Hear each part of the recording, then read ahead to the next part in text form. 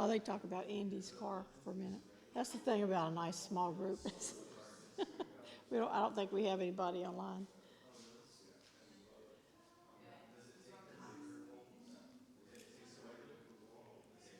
You have to come up to the front now, Rona.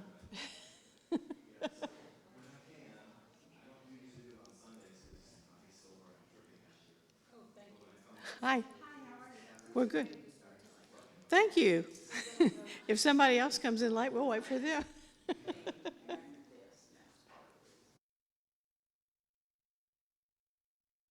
Well, go ahead and get started.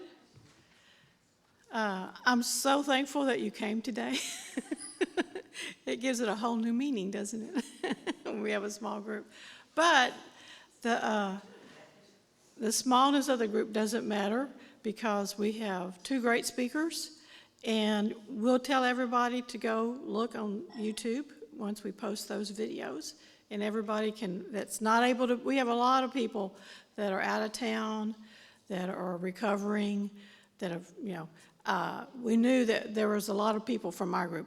And for everybody else, everybody that's here, I'm Beverly Smythia. I'm the care coordinator for the Congregational Care Ministry, and we've been putting these workshops on. This is our fourth workshop. We have one left in November, and Pastor Jeff will be doing that on grief, the grief that we encounter when we age, not just the grief after a death, but the grief we have to live with as we lose people we love, things that we love when we have to downsize. Anyway, all those different things that we experience when we grieve. So today, I want to thank Bonnie Howe for being with us, and I want you to know how important this person is to these workshops, because when I first, we came up with this idea to have these workshops back in January, and it was like, oh, we came up with this plan. Oh, we'll have we'll have 4 different workshops, and yada yada yada. And so it worked out. And the first thing I did was call Bonnie, because I had talked to her. She had given a presentation to our Stephen Ministry group, and I called Bonnie because in the aging community, and I call it a network, it's really community or network, people know each other. Because it's in any area, you get to, there's a group of people that care about people who are aging and the problems that people face when they go into and they have physical problems, they have financial problems. There's so many issues that we have to deal with as we age. And so every community has this network of folks, but the rest of us don't know about it. We don't know about the network usually. And so Bonnie was that person that I contacted and said, okay, these are the topics we want to cover. Who are the people that I need to contact? And she gave me a list of people to contact and to call on and to ask to be presenters. And so, I want everybody to know you're not by yourself when you're facing issues as we age. No matter what comes up, there are people out there that are there to help us. And Bonnie Howe is one of those people that knows everybody. And she's going to be with us to tell us about Age of Central Texas and all the programs that they do. They focus on issues for caregiving. So here you go.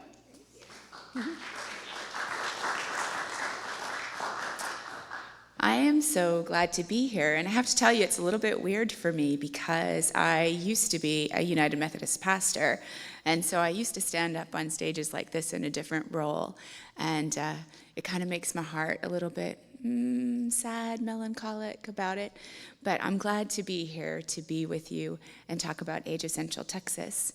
I'll tell you a little bit about myself. We'll go to the next slide. There's a picture of me in Barcelona. So this is my story, really briefly. I was serving at Cedar Park First United Methodist Church for 10 years. I was the associate pastor. I did a lot of intergenerational ministry. I worked with the youth. I worked with the community to develop community relationships and partnerships. And very much like you, Beverly, I noticed that my congregation was aging and we needed to do some work to support those people in our congregation. And I discovered Age of Central Texas. And I brought some of the caregiver classes to Age. And that's one of the things we're going to be talking about, is some of the programs that can support you in the community. But they came and they did some classes. The first class we did for our church folks and our neighbors was Powerful Tools for Caregivers, and I loved it. I thought it was fabulous. And so did the community. And then we did a falls prevention class called A Matter of Balance, and it was wonderful. And then we made plans to do more classes, and the bishop moved me, as the bishop does, to St. Luke United Methodist Church in 2019. And we started to work to do these classes at St. Luke, and then COVID happened. And you know how that went. But then in 2021, my husband took a job in the UK, and we moved across the pond to Edinburgh, Scotland. And it was wonderful, and we got to travel, and that's why this picture of me is in Barcelona. But we had to come home because we have an aging daughter. She's 30. She just turned 30. She can't believe she's turned 30. But she started having grand mal seizures. Unexpectedly, we didn't know what was going on. And when you get the call and her fiance says, "We're in the ambulance again," we needed to come home. And the thought of coming home and getting connected into the church didn't sit with me. I felt like God was calling me into ministry in a completely different way. And I immediately, as I started praying about it, Age of Central Texas popped into my head. And I reached out to my colleague at Age, who was the director for Caregiver U, and said, "I'm coming home. Can I work at Age?" And she said, "Absolutely." And so I started at Age in January of 2022. 2022. It's been that long already. I love what Age does for older adults and for caregivers, and that's why I'm so proud to be working for them. It is a ministry for me. Something that Age of Central Texas does is our mission is to help older adults and caregivers thrive. So we want people to thrive while they're navigating the realities and the opportunities of aging. Some of the things we know is that in our community, 1 in 4 older adults is living in poverty. We also know that family caregiving is a reality. 41% of Central Texans will be a caregiver at some point in their life. If you haven't been a caregiver, chances are you will be a caregiver. And if you aren't a caregiver, chances are you will receive care. So we know that this is such a growing need in our community. We also know that 1 in 5 adults and caregivers experience financial strain as a result of caregiving. So I'll tell you in a little bit about all the phone calls that I get in my role, but I see this every day. I see caregivers who are stressed. I see older adults who are stressed. Beverly, you mentioned grief. There is so much grief as we age, not just because loved ones are passing away, but because those relationships that I had have changed.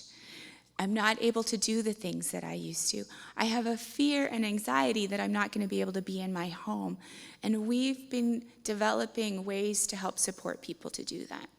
We started in 1986. We came together as Austin Groups for the Elderly. That's where the age comes from, Austin Groups for the Elderly. And the groups part is because we were a collaboration of organizations that had the same mission. We wanted to help older adults and caregivers. So if you think of organizations like Family Elder Care, you might have seen they have this big summer fan drive to support folks who can't afford air conditioning. Family Elder Care was part of that original collaboration. There were a huge number of entities that were a part of that. Some have grown beyond us, and they've moved on to be their own independent, standalone organizations like Family Elder Care, but we still continue to collaborate, which is really what drew me to Age of Central Texas, that collaboration, the community spirit that they foster. Some programs couldn't survive on their own, and we ended up looking at them and going, that's a great program, and we're going to take that on. So you may have heard about adult day centers, licensed adult day centers. There's one in Round Rock. That was one of the original partners in the Austin Groups for the Elderly, and now it's part of AGE. So we have a huge number of things that we've done together in our time together over these many, many years, almost 40 years. So we're pretty proud of that. We have a number of different programs, and I'm going to share that with y'all. I've lost my mouse. Oh, there it is. On my home computer, I've made my cursor really big so I can find it. So we have a number of different programs. We have 6 of them. They're up there on the screen. And I'm going to tell you a little bit about each of them. Each of them has the goal of helping people thrive. So the first one there is our Thrive Social and Wellness Center. I briefly mentioned that. One of the things we know is that as people get older, their world tends to shrink for many factors. You know, it could be that you're not driving anymore. It could be that you have incontinence issues and you're embarrassed and concerned and so you don't go out. It could be that you have medical issues and your family or your caregiver thinks, I really need you to be somewhere safe. And so the Thrive Social and Wellness Center is a great option. We also know that social isolation, as your world shrinks, it leads to a more rapid cognitive decline, and we don't want that to happen.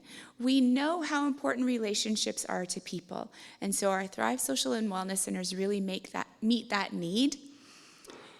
Each center has a nurse on staff. They're there all the time, so they manage medications. They'll check blood sugars. They'll check blood pressure. They keep their eyes open to say, you're looking a little bit tired today. Let's just check your sugars, or let's check your blood pressure so that you know that your person is safe while they're there.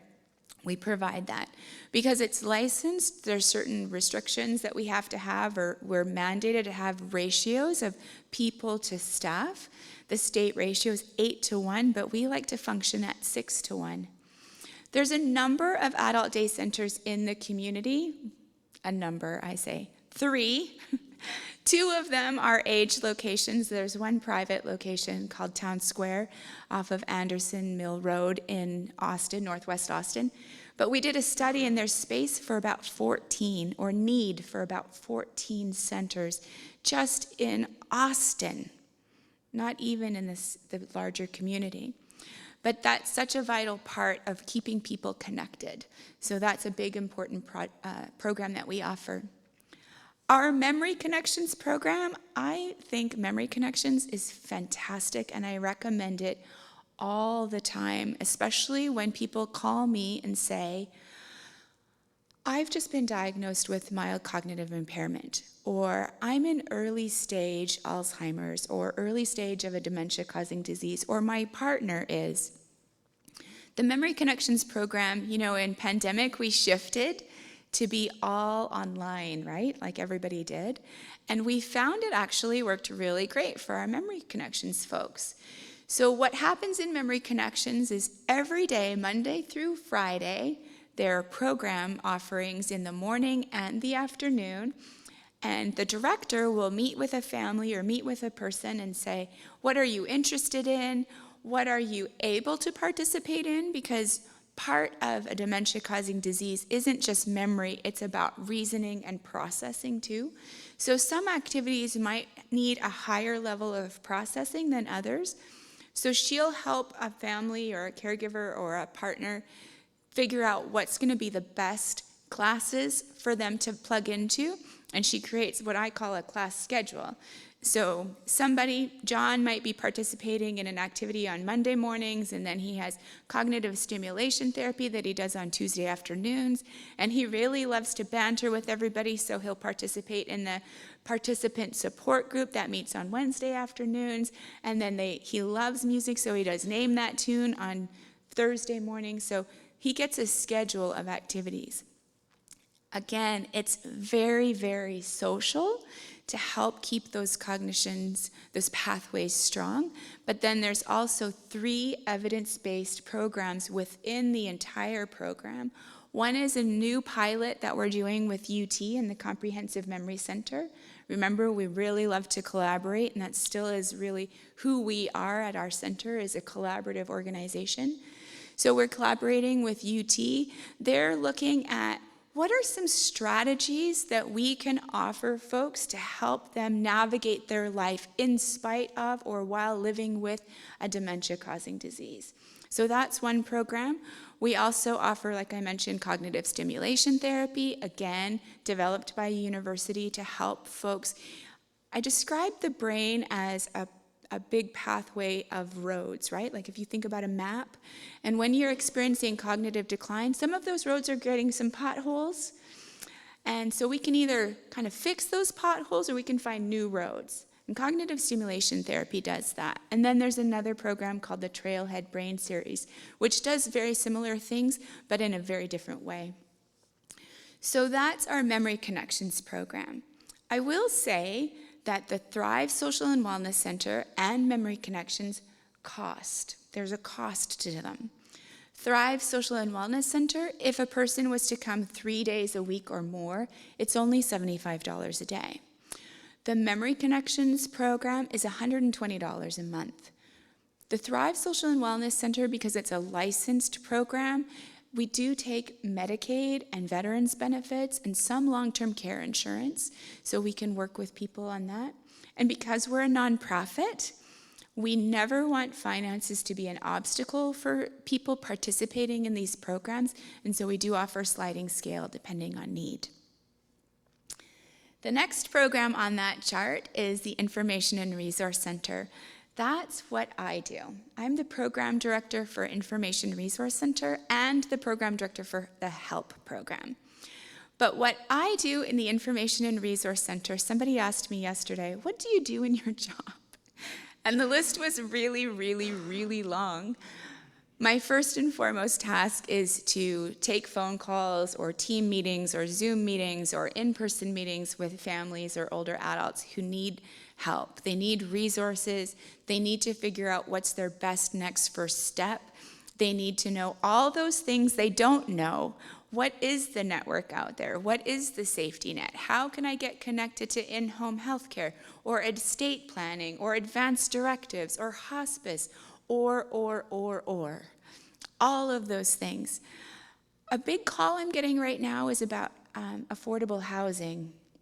And I get those calls primarily from women who are solo seniors or solo agers, we call them. And it breaks my heart because Social Security hasn't kept up with the cost of living. And there are many, many, many older adults, like 80 and older, facing eviction. So I manage all of those calls, and I have a team, one colleague a staff person that helps me with that, and she's been doing it for a long time, over 8 years, and so she's really good. So that's what we do primarily. The other thing I do is I facilitate support groups for caregivers. So I have two groups I personally facilitate, but I manage all the other groups as well. So you could be caring for a person who has chronic rheumatoid arthritis. You could be caring for somebody who has Parkinson's. You could be caring for somebody who's experiencing cognitive changes, and we have groups to support you. Because caregiving is challenging. It impacts not just the person being cared for, but the whole care team, and we talk a lot about care teams. So I do that. We also put on conferences and seminars. Every year we have 3 big conferences, and one of those ones is happening next month, actually in just a few weeks on October 5th.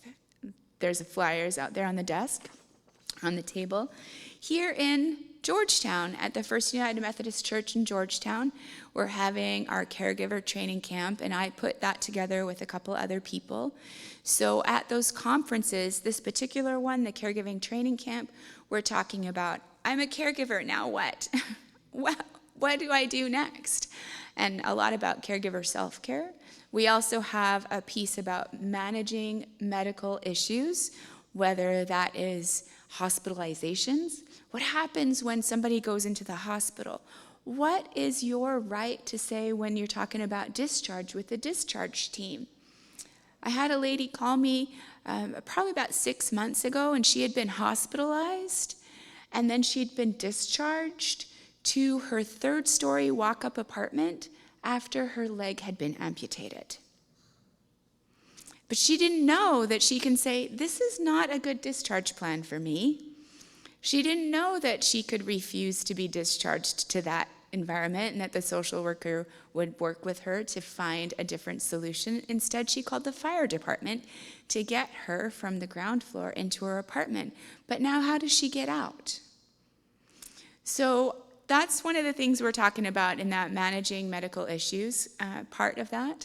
And then we're also going to be talking about mental health for caregivers, and mental health awareness for caregivers, because often the people we're caring for experience depression, they experience anxiety, isolation, and how do we recognize that in ourselves as caregivers and in the people we're caring for?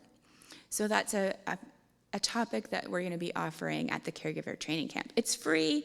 There's lunch provided. We have a resource fair. We're going to have at least 30, but I think 40 different resources tabling at that event. So I hope that you all sign up and come to it and share it with your friends and your family and your church friends and your neighbors, because we have capacity for 200 people at that event. So we'd really love to see it do well. The next program is Caregiver U. That's the program that I first learned about age through Caregiver U. That's the classes that we offer. We offer 3 evidence-based classes, again, studied by a university and have been shown to be effective.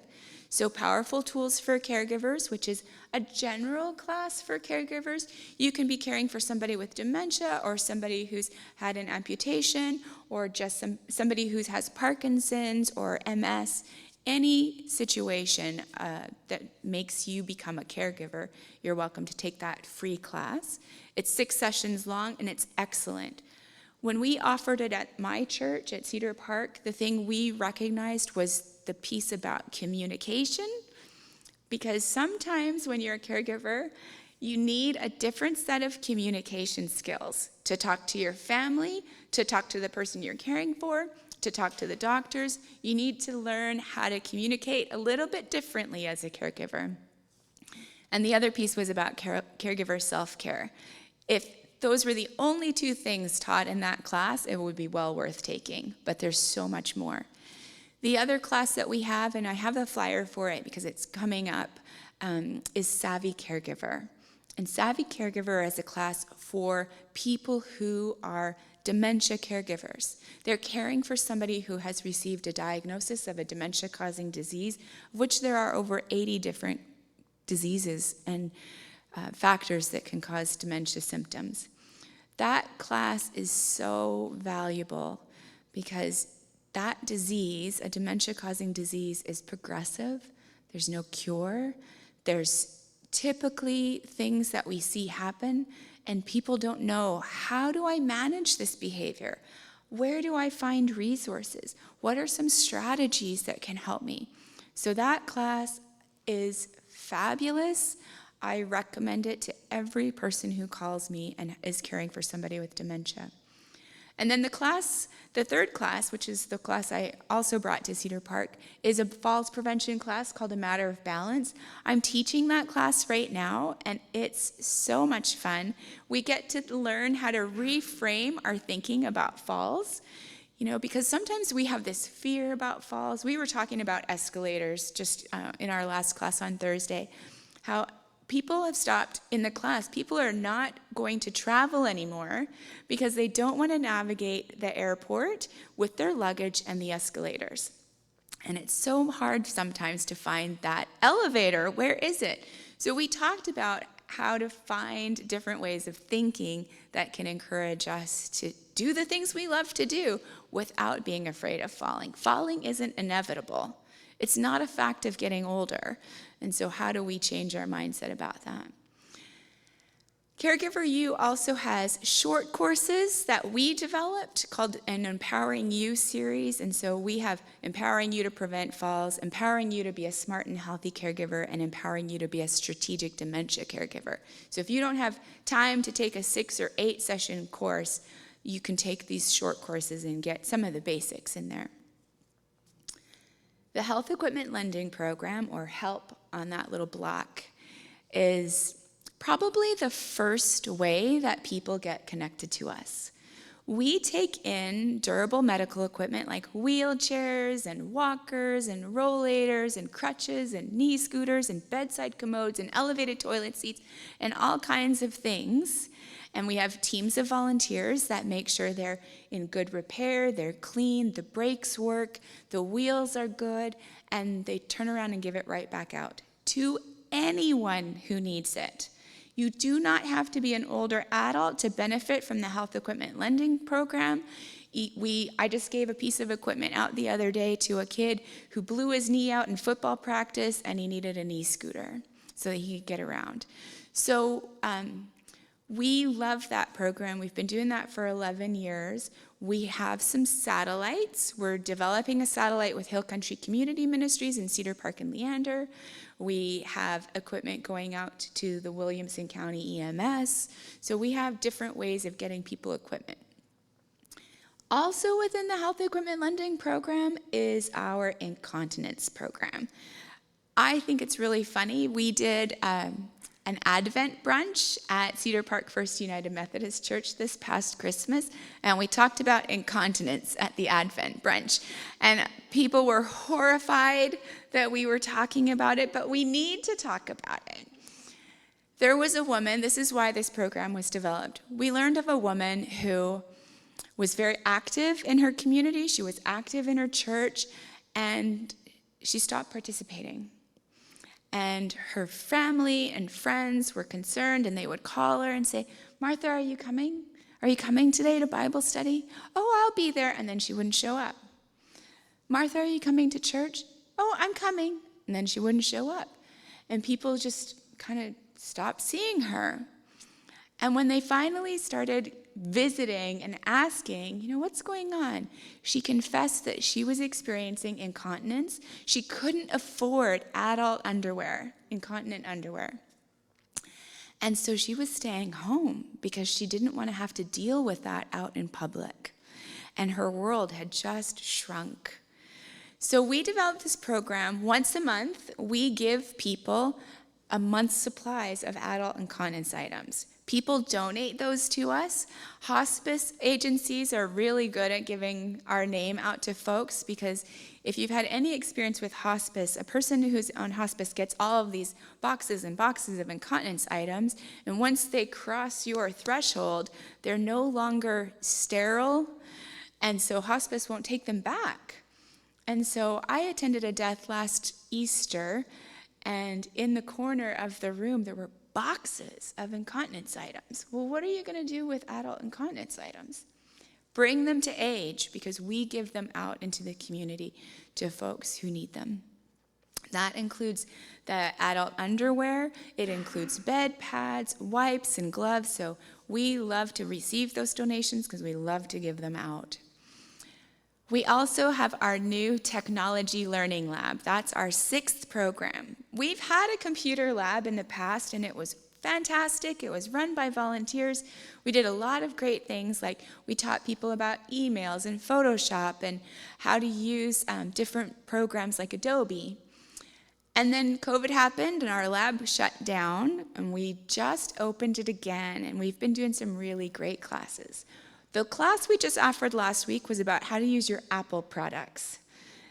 Apple products are fabulous, and I don't know if any of you have an Apple Watch, but those watches are great for older adults because they have a fall detection in them. And you can turn it on or you can turn it off.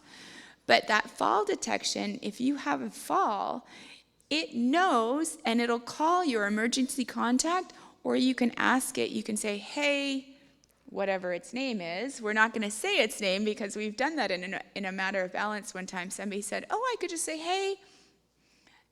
And everybody's Apple Watches started calling 911. But you can do that. It's easier than that button. My grandmother has a button, and she fell in April and broke her hip, and she was in the living room, and her button was in the bathroom. But if she had had an Apple Watch, she could have just said, "Hey, call 911." Would have been so great. So we need to learn how to use all those assistive technologies because there's many, many, many great devices and many assistive technologies. And the other thing we talk about, we've had classes on recently, is about cybersecurity, how to be safe online, how to prevent scams when you get those emails or you get calls or you get messages on your computer. How do you navigate that? What's the best strategy? So we love that class, and we have a new program director for the Technology Learning Lab. And here's a fun fact about Gus. For years and years and years, he is a magician, and that was his main source of income. He traveled the country doing magic. So he always does magic in his classes, and it's amazing. It's amazing to watch him. All right. I'm going to flip through these slides because I've told you all about them in a nutshell, and we haven't flipped through the slides as we've talked about it. So we're going to flip through. These are the fun facts that I've shared already with everybody about these different programs and the contact information. But we'll have that on the tables out front. I have a big sheet that has them all, so we can keep flipping through the slides. There's our caregiver education ones. Until we get to the computer lab, the next slide, our new building.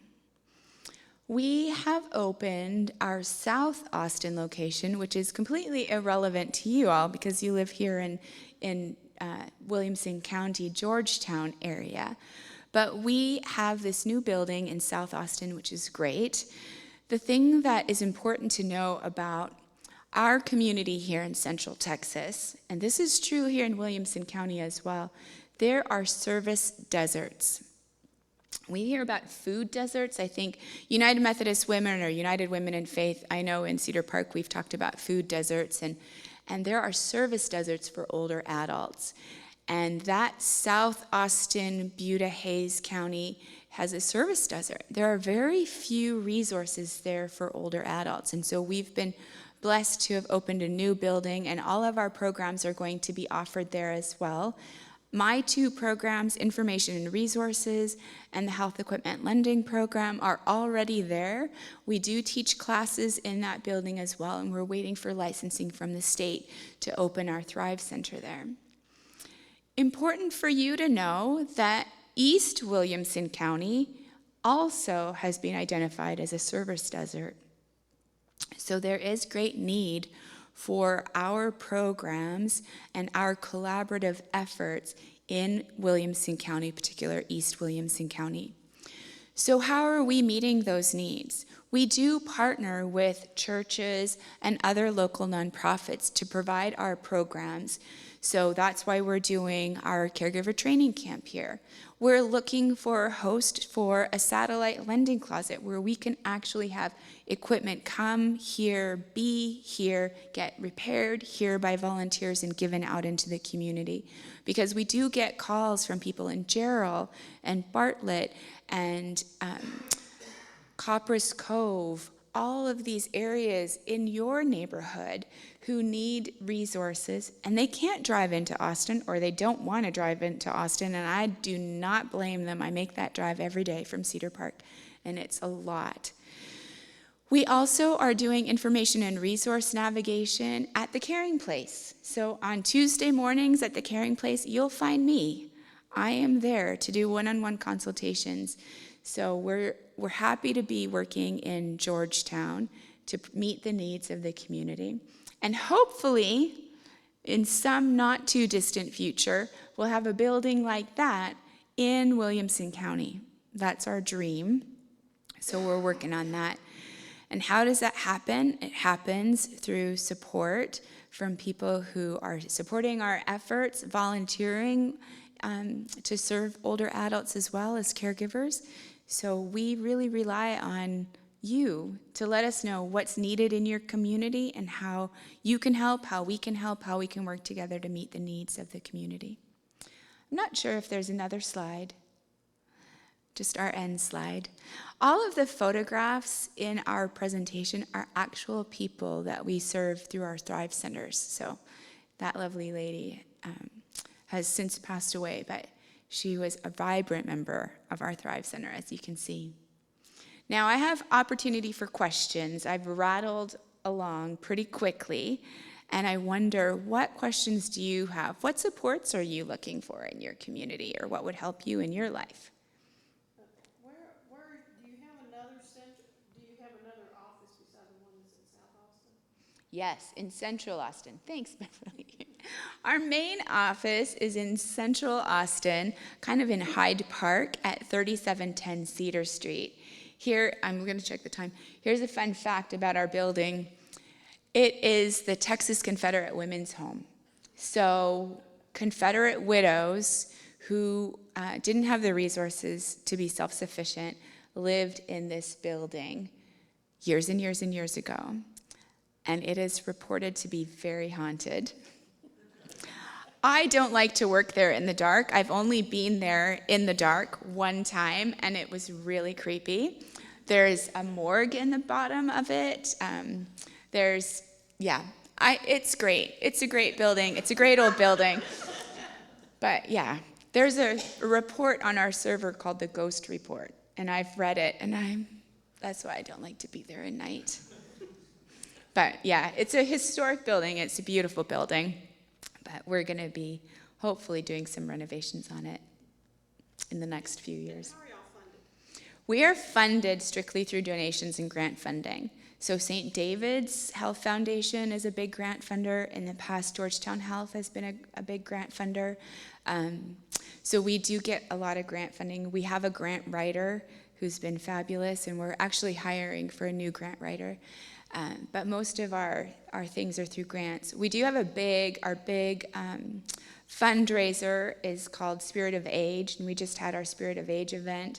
We did Spirit of a New Age because we opened our building at the same time. So that's our big event that we do. Yeah. And like I said, I office in 3 different locations. So I'm in Georgetown on Tuesdays, I'm in Central Austin 2 days, and I'm in South Austin 1 or 2 days, depending. Right now I'm teaching, so I'm driving from Cedar Park to South Austin 2 days a week. It's long. Yes, ma'am. So you mentioned earlier about some of the programs that have costs, but what about like the technology learning labs, or are there costs involved in the other programs? There are not costs involved in any of the other programs. Yeah, so we always offer our conferences, our webinars, our seminars. We actually have a webinar coming up that I wanted to tell you about called Everything You Need to Know Medicare. Medicare open enrollment is coming up soon, and there's been some really big changes to Medicare. Medicare is a beast. I do not profess to know the ins and outs of anything related to Medicare, but my colleague Lori Hill, she worked at Age of Central Texas for a number of years, and then she went on to become an independent Medicare broker. She learns about all the Medicare stuff all the time, and she's a great speaker, so she's going to be doing this free webinar about everything you need to know, all the changes that are coming in 2025, so that you can make an informed choice about your next year's Medicare plan. Because there's some pretty significant things that are going on in Medicare. Yeah, but all of those are free. Mm-hmm. Can you say again when it is? It is, and the flyer is out on the table. It's October 9th from 10 until 11:30, and it's a webinar, so it's offered free through Zoom. And it'll be recorded and put up on our YouTube channel. We try to do that for most of our webinars. Any other questions? If you want to sign up for your newsletters, like I've signed up for your newsletters and I get emails when y'all are having things. Is that information on the table? So on our website, which is ageofcentraltx.org, at the bottom it says join our mailing list, and then you'll get a communique once. I think they send that out once a week or once every 2 weeks. So you can stay on top of all the information that's happening. Our website, I'll confess, needs a little bit of tweaking. So as you're navigating through that, just scroll down to the bottom and hit join our email list, and you'll get updated of all the things that we have going on. The conferences that we put on, we do this one in Williamson County, Caregiver Training Camp. We also do one in Pflugerville. We've done it in Pflugerville called the Central Texas Seniors Conference. It is not specifically about caregiving. It's about aging. And so it's a fantastic conference. This past year, we heard from Nancy Silver-Boyce from the Austin Center for Grief and Loss about mental health and grief. So you guys are having that kind of a presentation. Your pastor's doing that, I think. Is that right? Your pastor's doing it in November. But she's been fantastic. And that's a nonprofit organization that we partner with. And we also heard from the Senior Resource Center about, I have this long-term care insurance plan, and I don't know when to use it, and I don't know the ins and outs of it, and I don't know how to do my estate planning in such a way that if I needed to get into Medicaid that I could. So the Senior Resource Center, Bill Witt, he did a presentation about that, because that financial planning is complicated. It can be complicated. So he did a great presentation on that. It was an excellent resource. Yeah. We also do a Latinx caregiver conference, because we know that there are cultural obstacles in the Latinx community to thriving while you're caregiving. That community typically wants to do everything very insular, but there's so many great resources out there, and you don't know if you don't know, and so we want to make sure we offer that knowledge out to people and get them connected to networks that can help them. The other one we do an LGBTQ aging conference, and we had a great success at that conference this year, and one of the things that we learned is that for so many LGBTQ identifying people as they age, they have to go back into the closet. So a good example, a colleague of mine, somebody I know in the community, when his partner was needing care and had to move into a care community, he became uncle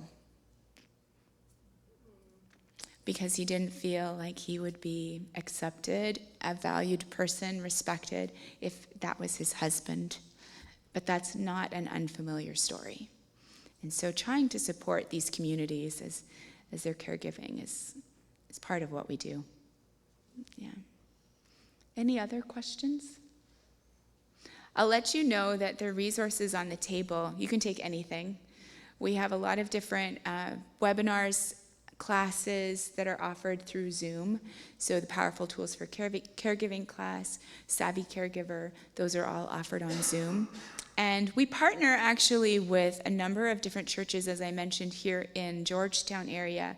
The Worship Place offers a recurring schedule of our classes.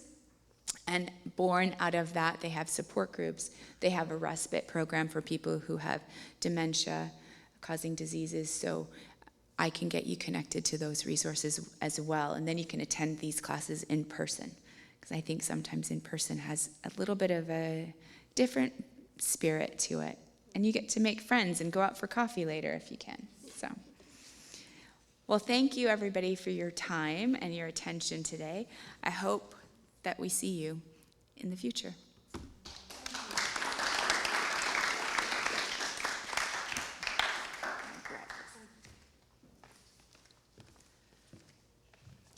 I think all of us are kind of blown away I knew some of these things already because we've had Bonnie as a speaker for our group, but to hear it all together, it's just, there's so many things that Age of Texas Central Texas is doing that I don't think very few people know about.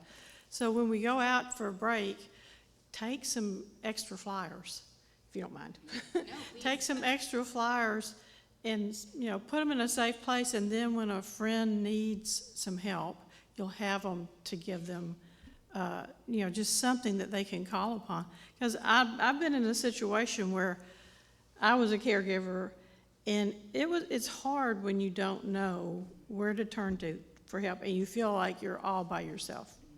And so, be that person that other people can you can help other people with this. So thank you again. And I hope someday in the future, maybe when we have the YMCA, the YMCA is going to build a facility right out there. Wow. Maybe someday in the future, we'll have something here in west part of Georgetown that will be able to support this community, because we have a lot of aging people living right here in Sun City and then all around too, because we do have so many. It's a good area to retire to. So anyway, Bonnie will be around for a few minutes, and so if you have questions or something, be sure and take some time and ask her, and take some time to look at the handouts. And we'll have some refreshments, and we'll come back at 10:30.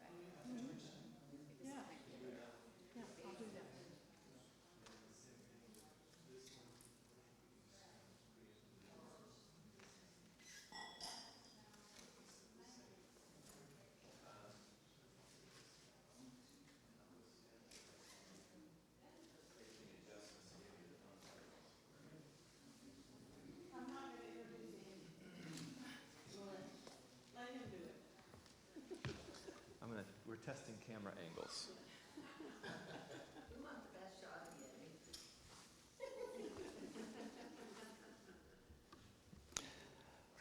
All righty. Yeah. I just wanted to echo, Bonnie, what an amazing presentation. Just so blown away by your ability to just come up here and explain all these different programs and all the different things that they do. And there's way too much for any of us to hold in our minds. I hope you got handouts, but my major takeaway was when I run into those situations, I'm coming to Age, I'm coming to Bonnie. So I don't know if you have that takeaway as well, but it's very reassuring for me to know that resources exist. People are thinking in a very thoughtful and thorough way about different aspects of care, how to make it happen. And so I thank you so much for your work and Age for its work in the community. Okay, so raise your hand if you know me as a tech person in the booth. Okay, raise your hand if you know me as a music person who plays. Okay, I guess both make sense. Depending on what service you come to, you might know me in different roles. Here at the 11 o'clock service, here at Wellspring, I lead the music and some prayers and things like that. I help to design worship services at the church. At the 9 o'clock service, I usually am in more of a tech role, although I kind of sneak over to the side of the choir and sing in falsetto sometimes. So that's kind of fun. But many of you may know, but some may not know, that I'm also an L.P.C, which stands for Licensed Professional Counselor. So I have a master's degree in counseling from Seminary of the Southwest, and I am fully licensed as a therapist. So my family has lived in North Austin the whole time that I've been here at the church, which is like, 12, 13 years that I've been at Wellspring. So I don't live in Georgetown. I grew up in Round Rock.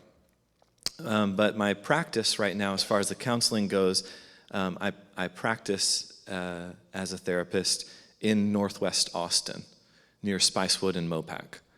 So on Mondays and Wednesdays, and then from home on Fridays, I'm seeing counseling clients, and I'm in a role as therapist.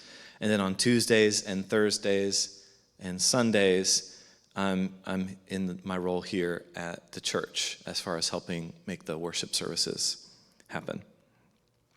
And so Beverly had asked me if I would come and talk about with you the kind of psychological, mental health, kind of internal side of caregiving. So we have all these wonderful resources that we can find in the community. But at the end of the day, there's an aspect to caregiving and care receiving that exists inside of our own mind. How we process the things that we experience, how we communicate with others. And so I'm going to start out by explaining a little bit how I work as a therapist. And we're going to use that therapist model that I have in order to talk about that internal mental health world. And there was an iteration of this presentation where I was going to try to be more informational and look at studies and explain aspects of mental health. That is totally encompassed in this October 5th, I think, event from Age, where we're looking at mental health resources and the amount of people that go into mental health and how do you start that process. They're experts in that. What we're going to be working on today is I'm actually going to invite you all to an internal process within yourself. And we're going to make it feel a lot more like a small group where we're interacting a lot, because that's what I know how to do. I don't know how to do that other stuff. I'm no good at it. And so we're going to start by watching this clip to kind of set up a way of thinking about that internal world and our internal parts. Some of you may have seen this clip before. Very nice. Okay, looks like you got this. Very good. Oh, that's her turn. Ah, look out! That's fear. He's really good at keeping the environment safe.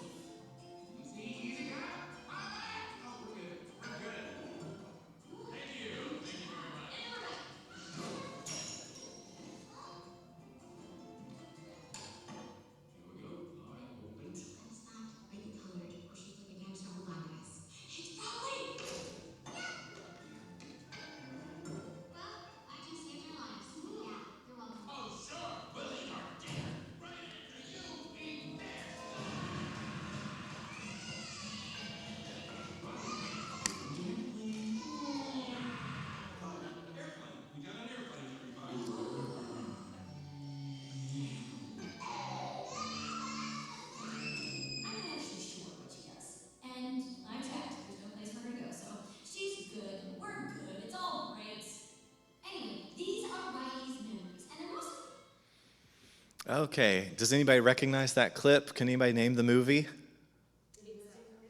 Inside Out, that's right. And they recently came out with Inside Out 2, which is also a really good movie. And so does everybody understand the concept about what was happening there? You see Riley as a little girl running around through her day, and then there are all these different emotions that live inside of Riley's head. And the different emotions sometimes come and take over the control board of her behavior, and they make a decision on what to do and how to interact. So the way that I work as a therapist is a process called internal family systems, or IFS. And if you look at the picture there on the right side, you see an image of a person, and inside their head are a lot of different people. For some people, they think of the different parts of themselves as different characters or people in their mind. Some of us are really creative and even have an image of maybe there's a bulldozer in there or a dark cloud in there. So it doesn't have to be just people. But we all have these different parts within us. As a matter of fact, Bonnie mentioned at one point this idea that inside of our mind, there are a lot of things sometimes get really tangled up. And there's neuroscience to back up this idea that we have distinct parts within us and they get into conflict and they get tangled up with one another. And so I can demonstrate to you, and when I'm meeting with a client for the first time, I usually demonstrate that we all have parts this way. I say, let me know if you can relate to this. There was a part of me that really wanted to go to that party, did not want to miss out on all the fun that people were going to have, but there was another part of me that really just wanted to stay home in my pajamas. Have you experienced that? Right.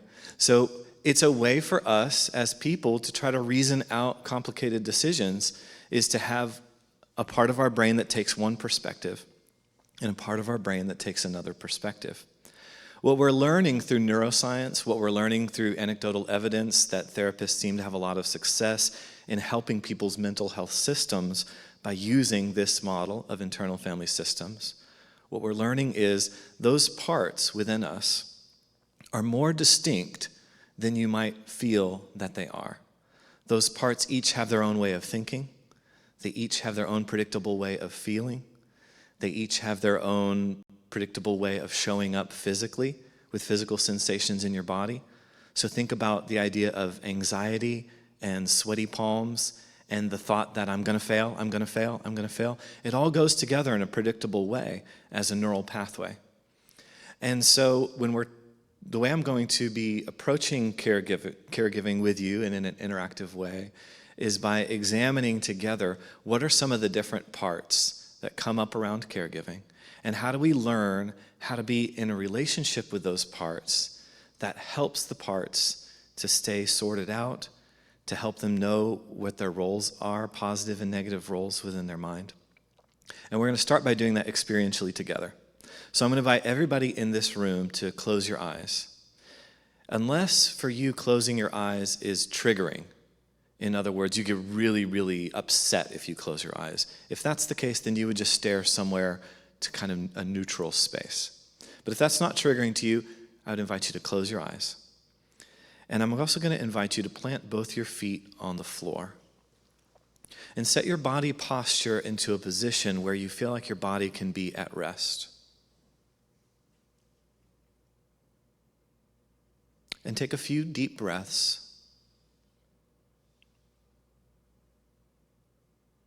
If you're watching this online, just pretend I can see you. Really do it.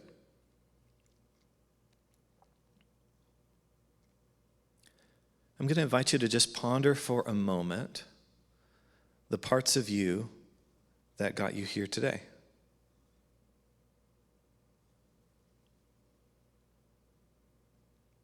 Maybe like my anecdote before, there was a part that would have preferred to stay home. But there was a part that wanted to come here today.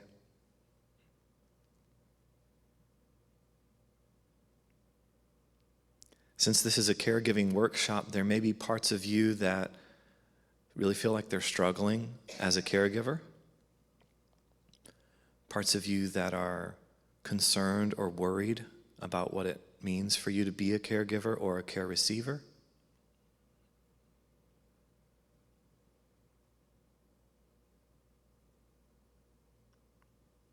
There may be parts that feel overwhelmed or exhausted.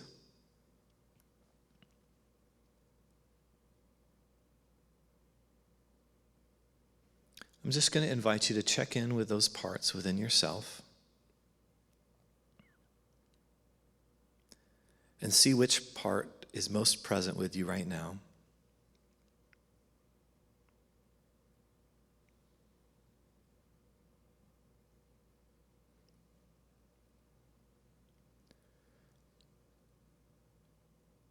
And as you get in touch with that part, I'm going to invite you to notice where that part lives in or around your body. Is it a soreness or an ache? Is it a tension? A fidgetiness?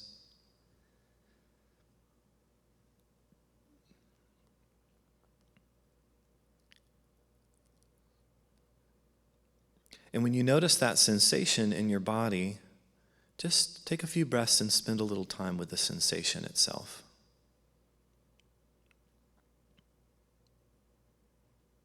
If it feels possible to you, offer a little bit of compassion for that sensation or for that part.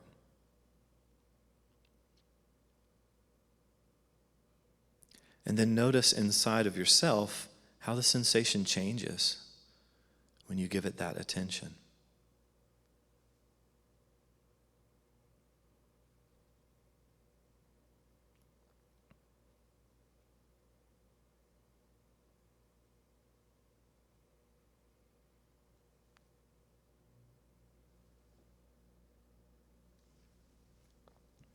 And then those parts that brought you here today, they got you into this chair that you're sitting in or onto this video at home. Maybe just offering them a little thanks or appreciation for getting you here.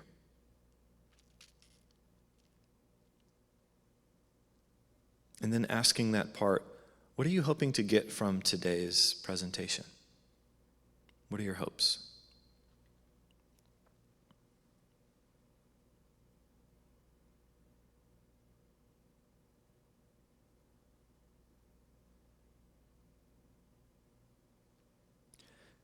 And then taking a few more breaths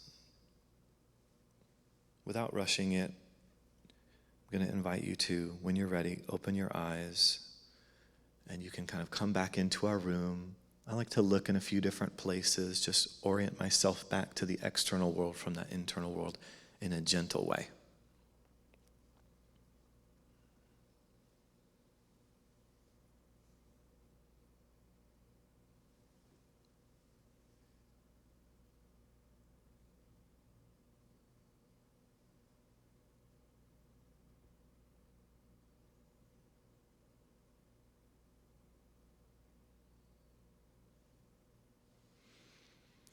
I wonder if there's anyone here who would be brave enough to share a few words about what you found when you did that exercise of turning your attention inward.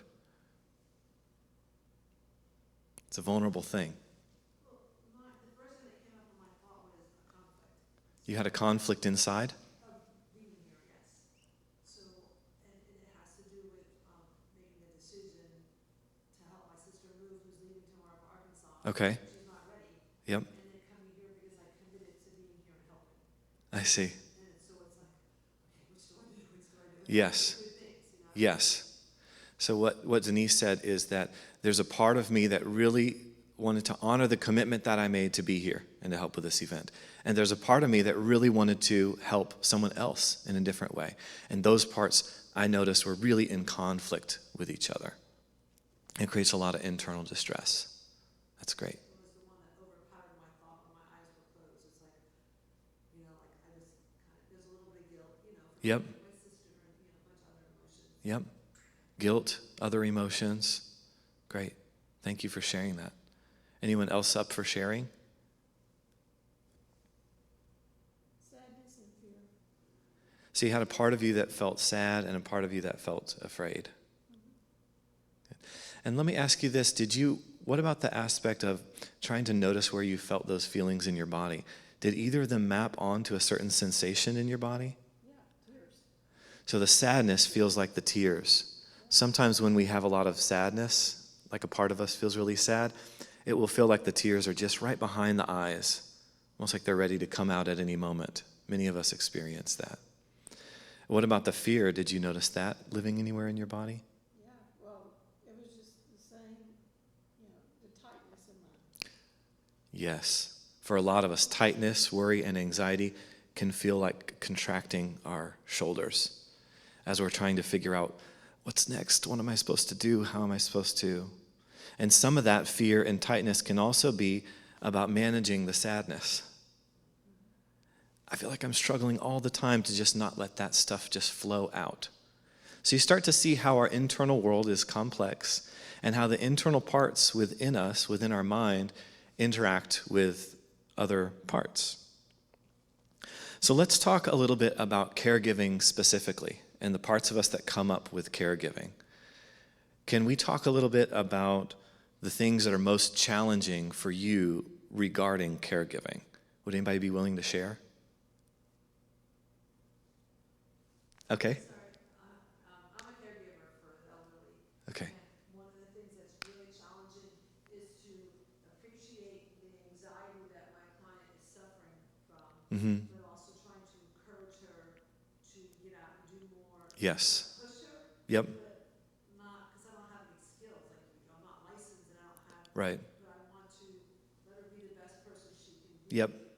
But yet, she is just ridden with anxiety, so everything is really difficult for her to do. I'm going to repeat that, number one, to make sure you feel like I understood you, and number two, so that everybody else can hear really clearly that one of the things that you experience as a big challenge with caregiving is if you're giving care to somebody and they're having a lot of anxiety or negative feelings, maybe self-defeating feelings and things along these lines, how much do I empathize with that and support that and go with that, and how much am I submit to challenge that and to try to challenge that person to try to get out of that way of thinking? And so I don't know quite how to navigate those two worlds. How much gas do I put down on the gas pedal of trying to get somebody to take care of themselves better or do what they can to improve their situation? Is that about right? Great. Others?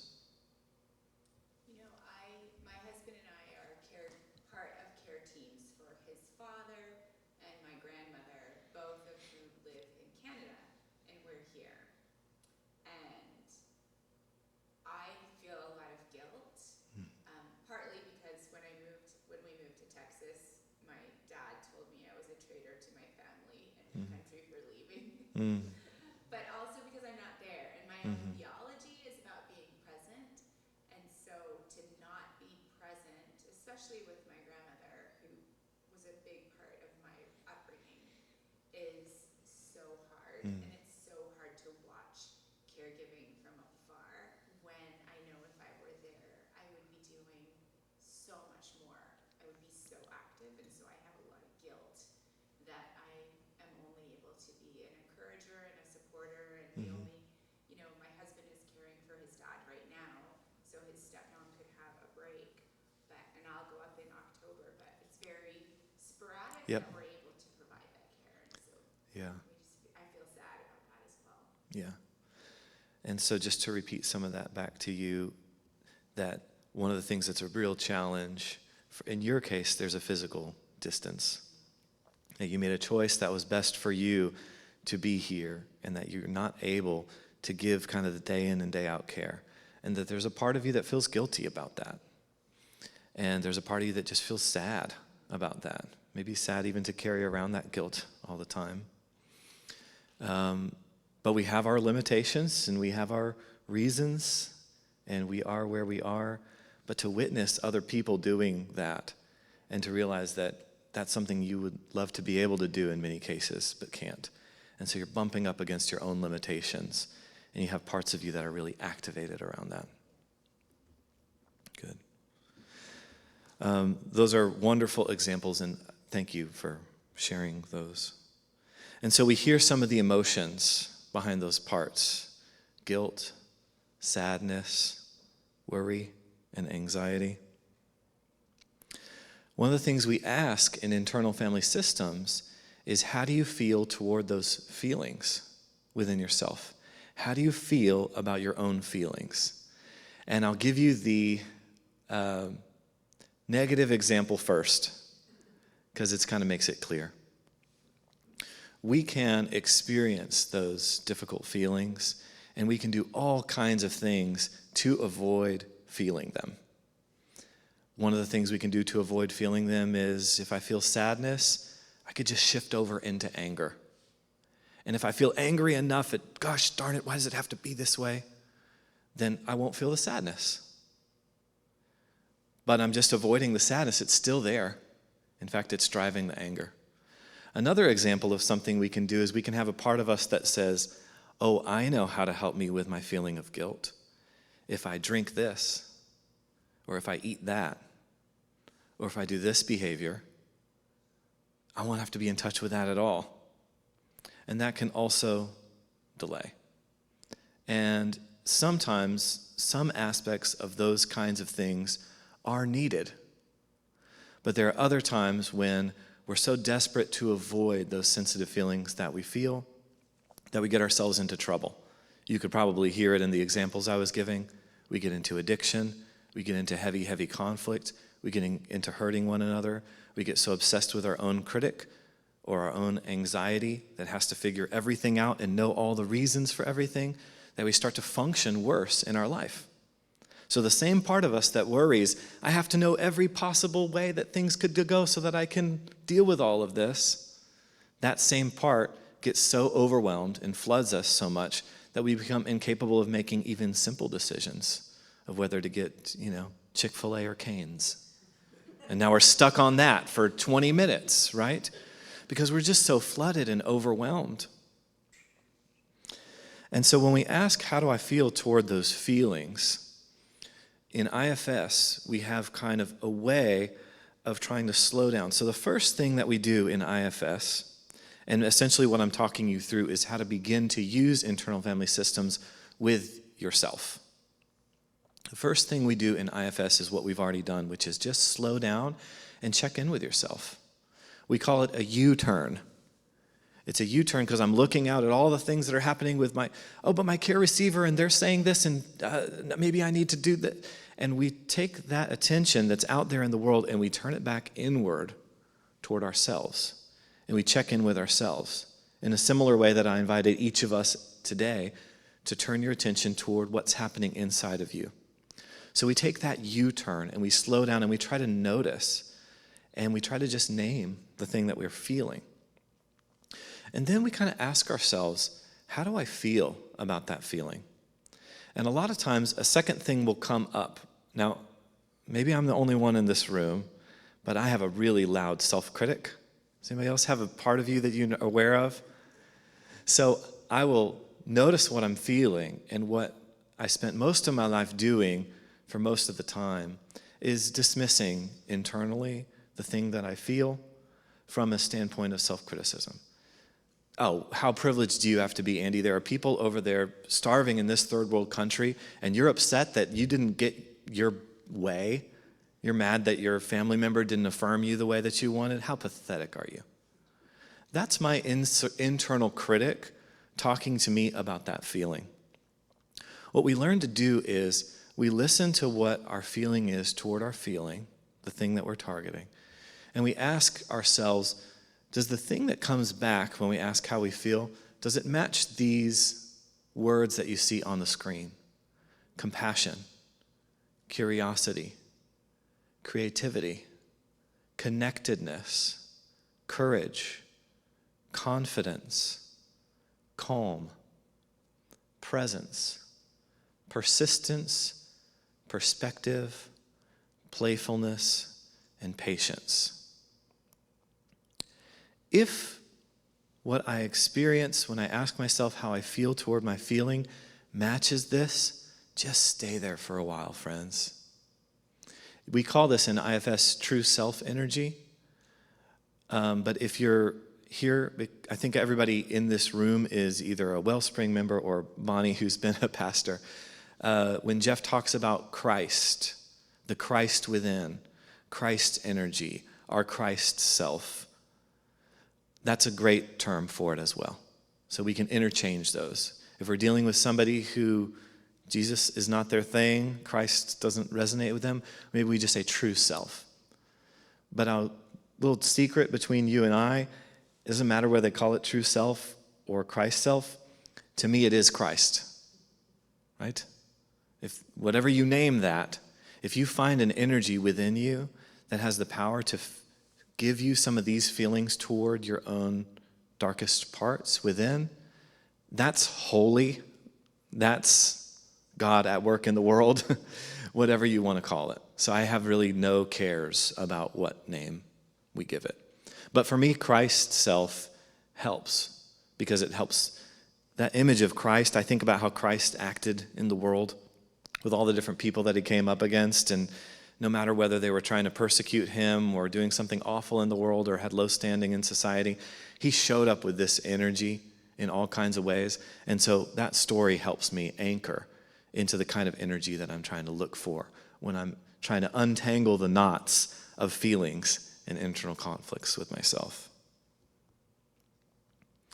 One thing that you might find if you're trying to do this within yourself, as you're trying to navigate your internal world and find a sense of learning to be more at peace or more in acceptance and in a compassionate relationship to your own feelings, is you might bump up against some really strong feelings. You might have some places where those parts of you that are preventing you from getting to that Christ energy or Christ self are really, really strong within you. And they lead you down really dark pathways where if I do that, my self-critic comes up, and maybe it sounds like one of my parents who abused me. Maybe it sounds like some other really difficult thing from my past, and I get totally stuck with that. That, I would say, is a really good opportunity to turn toward counseling as a resource. Most therapists these days are moving more and more toward a trauma model. Has anybody experienced the term trauma when it comes to mental health? So it can be confusing what trauma is. There are different ways that we can define what trauma is. A lot of people think of experiencing abuse and what happens to us, and that's certainly an aspect of it. But the definition that I like best about trauma is that you experience a time in your life where you feel really emotionally overwhelmed and you also feel alone. And so as a kid, it could be abuse, but it could also just be a parent who wasn't very gentle with you and who shut down a big feeling that you had, and then you had to go deal with that feeling on your own in some way. And what happens when we're kids and we do that is we have to find some kind of way of showing up in the world. We have to have some way of squashing my sadness or my anger of whatever I'm feeling. And that's where some of those parts originate. And so then later on, 30, 40, 50, 60 years later, when we're trying to address a feeling that we have with acceptance, that same childhood pattern intervenes and it comes back in and it prevents us from being able to do that work. And so therapists are trained to be able to help you go back and understand where some of those moments are of trauma, and they're there to coach you through a process of trying to help those younger parts, younger versions of yourself, to understand where that comes from and to try to move forward from that so that my past isn't intervening in my present and preventing me from being in a healthy relationship with myself. That's kind of a complicated idea that I was just talking about. I just wonder if anybody has any questions about that or if that makes sense to everybody. Yeah. Is that similar to John Bradshaw's work on inner child? Is that part of the same? The question is, does that relate to inner child? Absolutely. Yeah, so it's not necessarily linear in terms of that led to this. It's more like that was a way that especially in the 70s, when inner child work was really in vogue, 70s and 80s, that was the way that we were addressing trauma. Is just picture yourself as a child at the age of that trauma and try to care for that child. And maybe now we have other angles that we go, whether it's EMDR, IFS, or other acronyms. Other thoughts or questions about that? What about trauma that you had as an adult? Yeah, trauma that you had as an adult still counts as trauma. Okay, so like if there's so many things that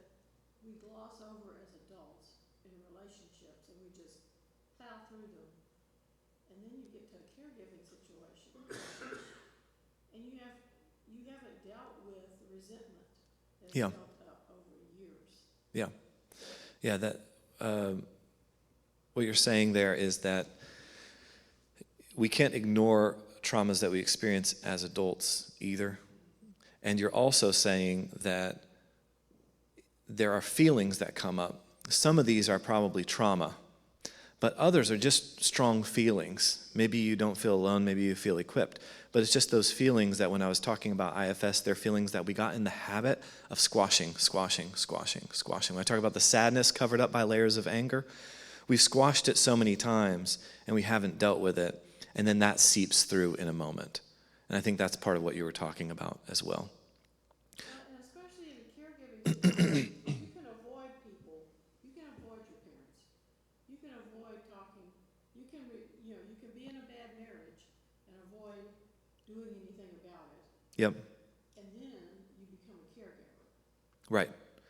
And so there's a sense in which when we're talking about, I'm going to kind of repeat but also add on to what you're saying, is there's a sense that you're naming really eloquently, which is that the circumstances of our lives allow us to avoid some of those hardest and harshest feelings up to a point. The way I talk about this with clients is I say, your life is going along great, and you're reaching for the bottle on the weekends, and that's keeping you kind of afloat, or whatever your bad habits are. And you're kind of cruising through life, and as long as things are going well at work and things are going well at home, then all that stuff works fine. But then the temperature in the oven of your life turns up. Conflict in my marriage, caring for somebody, moving, my kid is sick. And at a certain point, we no longer can just kind of cruise with those ways of kind of putting our feelings on a shelf. The feelings will be heard.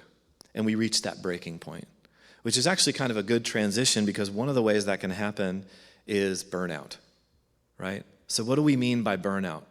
These are those experiences that we have in our life where we have been trying and white-knuckling it so hard, and those internal parts of us that are in distress, we're not tending to those in any kind of compassionate way. The story that we've told ourselves is, I must care for my care receiver, or else I'm failing, or else I'm failing them. And we push and we push and we push. And those parts will allow us to push them down to a point.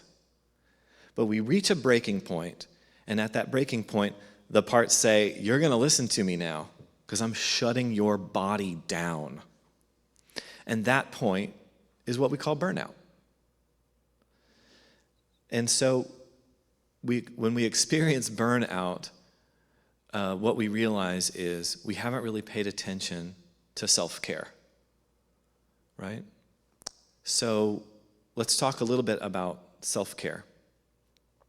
First thing I want to say about it is that I have a lot of clients, and this happens inside me too, if I'm being honest and fair, that feel as though caring for myself, even trying to have compassion for my own feelings, is selfish or arrogant. I'm here to tell you point blank that it's not. It's not selfish. It's necessary. Whether you deserve it or not, to me, is irrelevant. If you don't do it, you will get burned out and you'll do worse. So even if we take loving yourself out of it as a prerogative, it's a stupid strategy. So we have to just throw that away. Throw this belief, this false belief that self-care is selfish. We need to just nip that in the bud as soon as we can. It's not selfish, it's necessary. And we need to start it earlier than we think. And we need to think of it as a discipline. It's not just something I do because I'm overwhelmed. That's triage. It's something I do to exercise a muscle of checking in with myself and caring for myself so that I don't get to that point where I'm at burnout and all kinds of bad things are happening to others and to me. And so I have a few handouts. There's a few different ways that you can get them. We'll look at one or two of them, but a few of them we won't look at that much. But it's something you can hold and take with you to look at. There are some physical copies on the welcome desk, which is that kind of like octagon desk in two parts. And there are also, you can scan this code with your phone and it'll pop right up on your phone so that you can print whichever pages you want from home or have it digitally if you like to have it that way. And I have little slips of paper with that QR code as well back there. So if we run out of one of the handouts, you can grab those or email me. Any of those things would be fine. The integrative approach handout is kind of a simple version of the IFS process that I've been talking about and that I led you through experientially. It's essentially just noticing in my burnout some of the different feelings that I'm feeling, trying to tune into where I feel those in my body, and just sitting with those as a practice. There's a Finding Self-Energy handout, which has a list of those words that I talked about. When I ask myself how I feel toward my feeling, wait, what did Andy say I was supposed to feel and not supposed to feel in order to move forward? This handout gives those words there. There's self-care domains, which is one that we're going to look at and talk about a little bit together. And then there's another, which is kind of a checklist version. Are you taking care of yourself? It just has some nice practical ideas for ways to do self-care in real time. Let's look at these domains. I'm going to go through each of these domains and ask you guys to think of some examples in each domain of self-care. So what's an example of self-care in a physical domain? I would say you can just shout it out rather than raising your hand. Healthy eating, love it.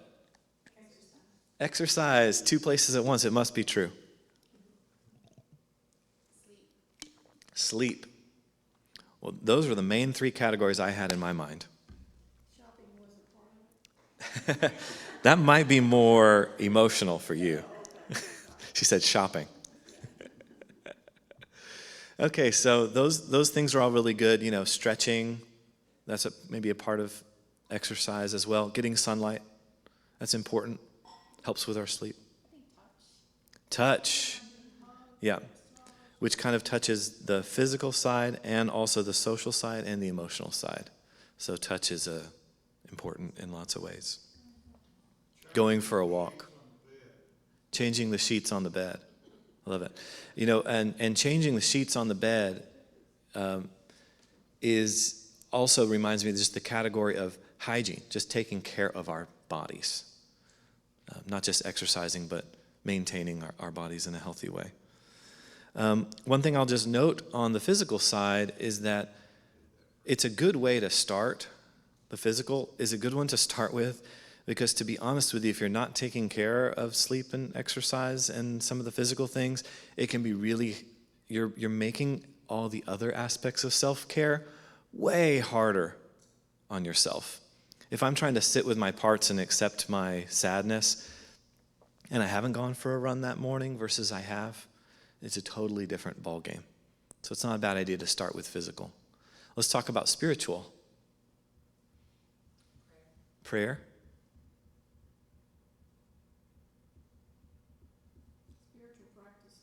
Spiritual practices. Like prayer or meditation. Meditation. Finding time to be quiet. Setting aside quiet time to be with God. Maybe reading our sacred texts. It could be about going to church, listening to a good sermon. Music. Intellectual stimulus. Bonnie talked about some of these. We could go to one of those memory, what was it called? Memory connections. Go to memory connections. Great example of self-care for somebody in early stages of dementia to stimulate their intellect. I'm starting to take piano lessons. Piano lessons are great. That also probably ticks a couple boxes, but certainly intellectual. Lots of studies around that. Reading an interesting book. Sometimes it's nice to take a break from this really difficult caregiving world and just go disappear into a book or a show that doesn't just feel like trash that's distracting me, but it's actually something I'm actively interested in, and it engages my intellect. And maybe talk to somebody that I care about the contents of that book. Oh, and then they said this, and this was interesting, and this character did this. So it just gives you a chance to get out of that world. Social? Pickleball. Love it. That's a multiple box checker. Book club in which kind of class? Aqua Fit classes. Yeah, those are social and physical. And emotional too. Yep, love it. And then emotional. Shopping for Beverly, of course.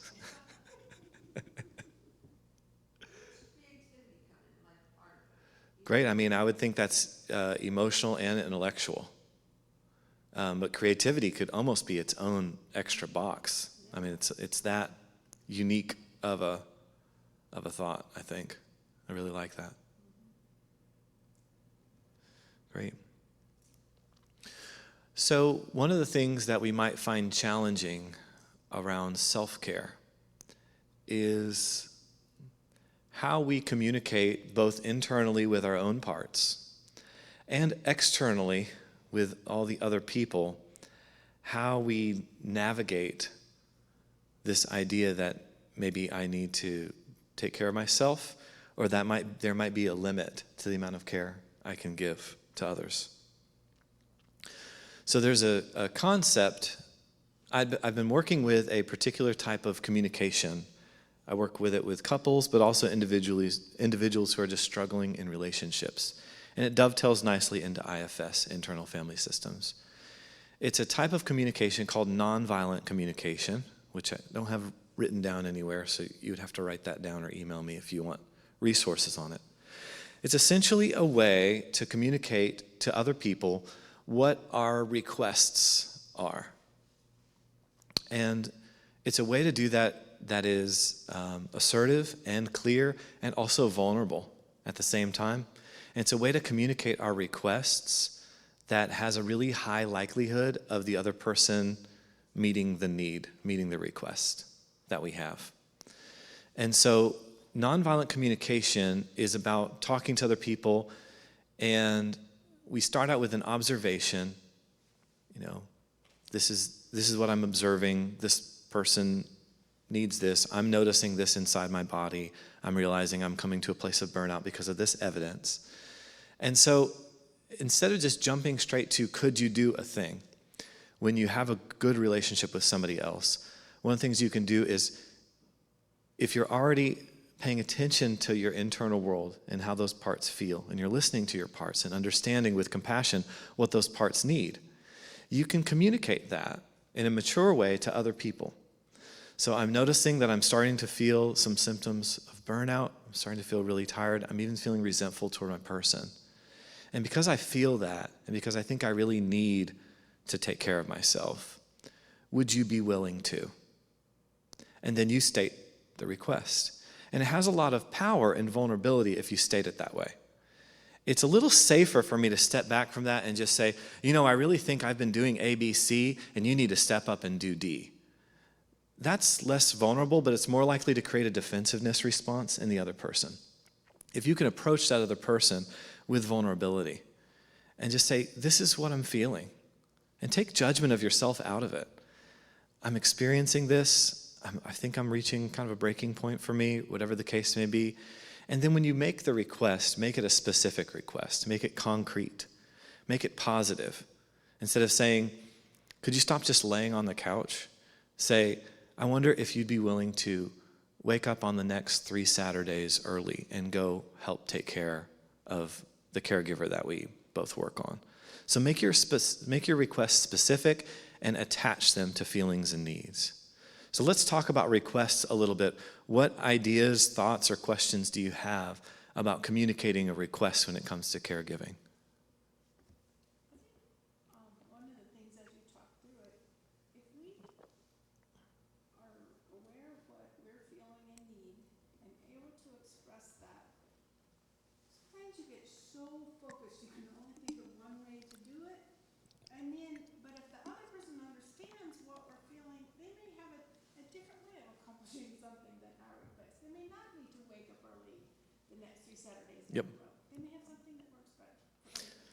Yeah, what you said is very important. I'm going to repeat it, so make sure everybody can hear.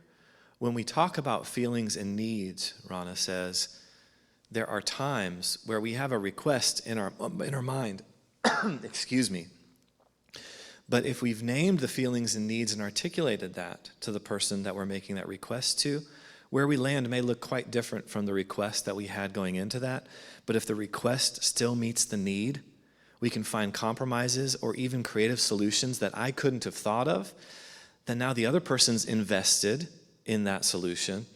And you know that whatever they're saying yes to, it's not because you nagged them into it. It's because they have an authentic yes that they're saying, and that authentic yes relates to your need. And so it doesn't really matter if they come the next 3 Saturdays.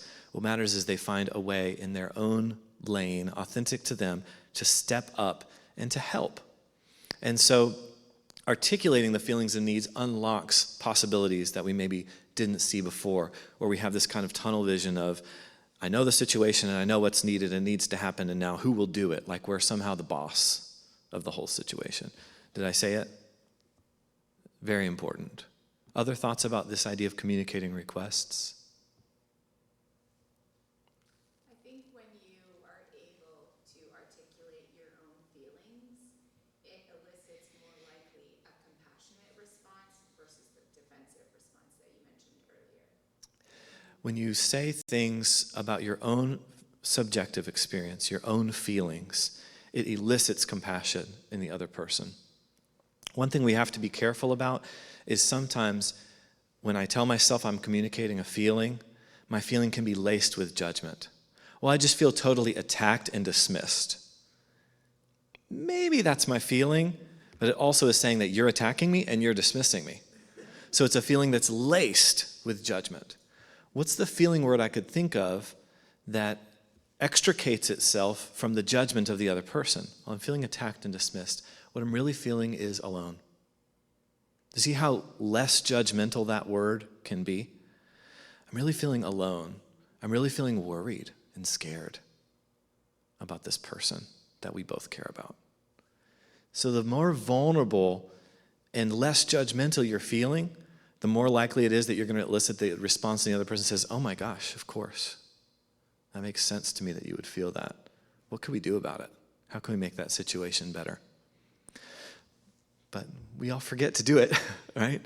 And we don't have to have these deep conversations when it comes to what should we get, Mexican food or Italian food, right? So it's not like we have to do this with every conversation. We have to tune in and realize there's a lot of big feelings around this. I need to sit with myself, learn what I'm feeling and needing, and then if I'm right with that, if I can give compassion to myself in that feeling, then I can communicate it to the other person, and it will elicit compassion in the other person. So you see how the two things are related to each other. I imagine sometimes, though, you're not going to get the response Nope. helpful from the other person. And so what's the process of being okay with that? Because you did express your need Yep. and your request and your feelings, but that person didn't help you or work with you, or you didn't get the request met. Such a perfect and important point, which is what happens when you do it the right way and you don't get the response you'd like? What are we supposed to do with that? It's almost like you read where I was going next in the presentation. We're going to go to the right side column with that to some degree. But let me pause before we go to boundaries, which is kind of the next level of taking action and coming to a decision. Let me pause before that and talk about this idea that if I'm expressing it as a need interpersonally, doesn't it mean that the other person is required? No, it does not. Because I can't hold a gun to Rana's head and say, love me, hug me. Even if it worked, it wouldn't work, right? I can't require her to meet my need for a hug. What I can do is, if I make that request and that need is wholesale rejected, or the other person's parts are so activated, or they're so defensive, or so toxic, or so in their addiction, or whatever the case may be, that they can in no way come close to meeting my need, I have to learn to meet that need for myself. The need is still a need. I'm exploring whether you could be my person to meet my need, but if you can't be that person, I have to maybe find that within myself or seek out another relationship. Rather than bumping up against the brick wall that is this person where it's not working out, I need to make that U-turn, turn toward myself, care for myself, do the things that I can do, because that need's not being met in this relationship. We had that experience twice with two different parents, with brothers and sisters, a brother and a sister, we made a request of what we needed, they couldn't meet it. And we lowered our expectations of them, because we didn't want to lose that relationship. Yeah. Because basically that's what the choice you have. You can say, and I know families that have completely shattered their family over those kind of issues. Right. And we didn't want to do that, so we lowered our expectations of what we could expect from them. Yep, you can push and push and push in relationships where someone is saying no, and all you're likely to accomplish is absolute cutoff in those relationships and conflict that now you have to deal with on top of caregiving. So learning to accept other people's limitations, however unfair it might be, is the best of difficult choices that you have to make. Okay, let's turn our attention toward the right side column where it says boundaries. I think I've spent most of my life with a vague idea of boundaries. What I thought boundaries were is something along the lines of, I tell someone what I'm not okay with when it comes to personal boundaries. I'm like, Sally, I'm not okay with the way that you just talked to me. What I'm learning now is that is not a boundary. A boundary is something that I've decided that requires nothing of the other person. So I'm sorry, I'm making you the bad guy in my story. It's only because I know you're so sweet this would never happen. Well, I guess I don't. If I was in a relationship with Sally and I was saying, I'm really not okay with you raising your voice, that's fine to say that, but that's a request.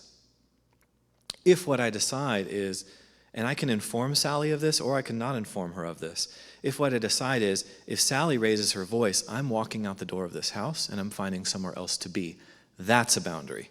Do you see the difference? If, then, clear, no requirements. I'm not asking you to do anything. I'm informing you that I have set a boundary. And that boundary should be oriented as much as possible toward my own feelings and needs. And so as I'm communicating my boundary, it's like, I'm not doing that to punish Sally, to make her feel bad for raising her voice. I'm doing that to protect myself. If I'm doing it to punish Sally, I'm in a state that's still asking something of her. Accept this punishment and use it to change your behavior. So a boundary needs to be highly clear, and it needs to be about something that you've decided to do. And there are times in relationships where we have to set those boundaries, where we have to tell somebody, I've decided that it's best for me to make this decision that is, I know you're not going to like it, but I have decided that this is what I need. And so I can have compassion that that's upsetting to you, but it's not a negotiation. And getting clear in these tricky interpersonal situations around caregiving over what my requests are and what my boundaries are. What if my care receiver says, you have to let me stay at home? You have to. Well, my friend, I have power of attorney. I have to make the best decision to me. And my boundary is that we have to move you to a place where you're safe. I'm so sorry that's happening, but it's not up for negotiation. If I'm in request land, well, I really think it'd be best for you if we did this. That would help, there'd be all these people. I'm laying out an argument for why I want that person to be on board with what I'm saying. And that's totally fine. But if you bump into no, at a certain point, you have to understand you might be bumping into a boundary for yourself. You have to know that there are times where you're allowed to set a boundary and say what's right, and that it has to be based in what you know of yourself.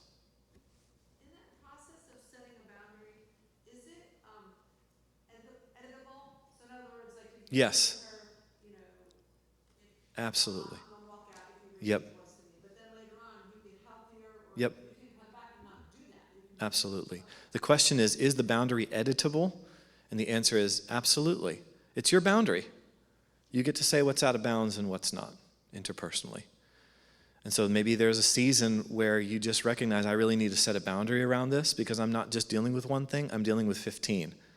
If we're in that sandwich generation, I'm just dealing with so many different things right now that I know I'm going to reach my capacity and burn out. It's not going to do anybody any favors. So there's a reason why we're talking about boundaries and requests right after burnout.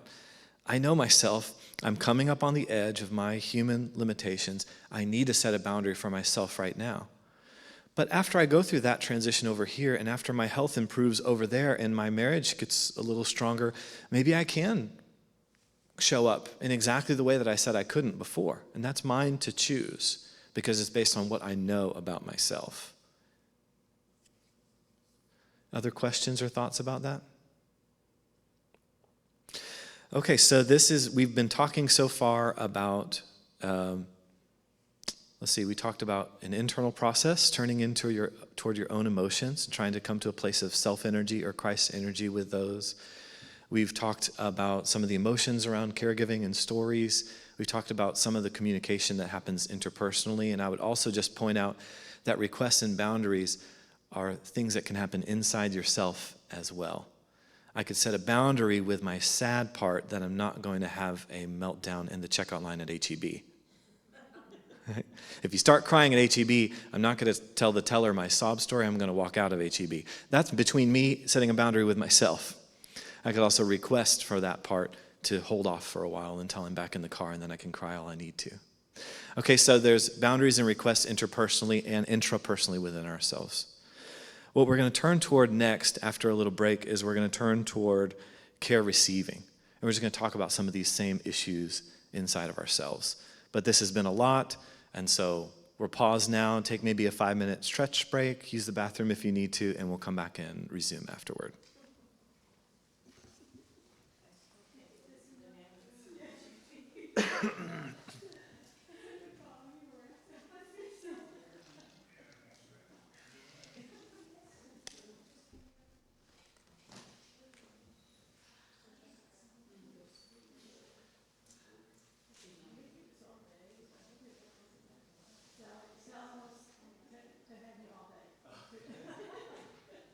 It's not that I'm not still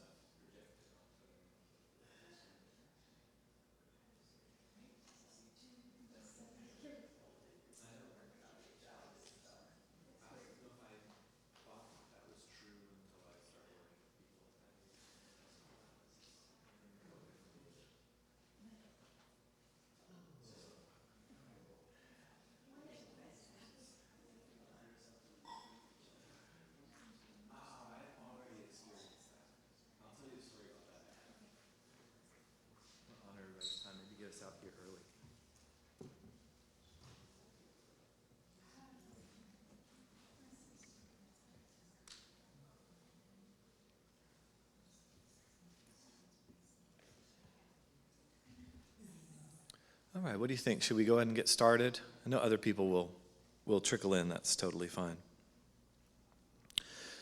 One of the things that Beverly had said when we were talking about doing this is she said, I want to talk about the mental health and psychological aspects of caregiving, but I also want to talk about care receiving, because we are all at some point or another in our lives going to be the ones on the other side of that.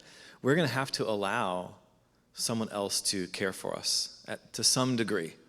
And many of us will experience, as we age, being a long-term care receiver. And we know that some people do care receiving better than others, right? So how do we practice so that we can be those people who are really good at receiving care?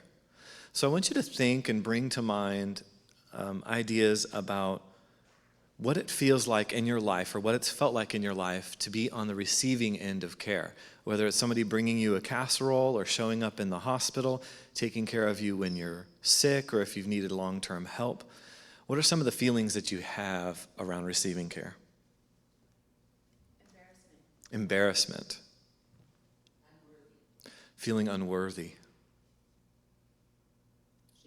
Feeling ashamed. Feeling vulnerable. Good. Frustrated. Yeah. I wish it didn't have to be this way, dadgummit. So noticing those feelings within ourselves and spending time with those feelings inside of ourselves. We could respond to those by simply externally trying to take care of things for ourselves, lowering the amount of care that we need. We could dismiss the things that we need. We thought all of our brainstorms about what we feel when we receive care had to do with, in a sense, the secondary feelings we have toward the feelings that come up around our own needs, right? So, in other words, I feel sick, or I feel in need of being taken care of in some way. I notice within myself an emotion that leads me to know that there's something more that I need that I'm not getting right now. And I feel guilt about that, and I feel shame about that. So getting in touch with those secondary feelings is good, but also getting in touch with, just like we did as far as paying attention with when it comes to burnout, getting in touch with our own feelings and needs. Not the reactions to those, but the initial ones, is an important process. To just accept that I need help and to accept that I need care, I think is an important part of care receiving. There is something that I can tell you that I find really useful for myself when most of my needs are around asking a neighbor to help with my kids or something like that. And that's hard. I don't want to feel like a burden on somebody. So it relates to some of the care receiving secondary feelings that we have. One of the things that has helped me is that there is psychological research, and I can send you a study that helps this, but there is research that shows that people don't mind being asked to help as much as people perceive them minding being asked for help. You probably know this on the caregiving side, that if there's somebody who needs help and they ask you for it, and they ask in a mature way, it's not like, well, you should have already known to help me in this way, but it's like, hey, this is what I'm going through, and if you could help out, it would really mean a lot to me. How do you, raise your hand and tell me, or shout it out, how do you feel when someone asks you for help in that kind of mature way? Trusted? This is so dumb, but it's like proud, Proud. Makes you feel proud of yourself. You go, oh, wow, they really think that I'm somebody who could do that? Or they think that I'm somebody who would say yes to that? Oh, they really believe in me. Yeah. Well, needless to say, it's mostly positive. And yet, when we're on the other side of that equation, we have this perception that I'm going to be a burden on somebody. This is something to be ashamed of.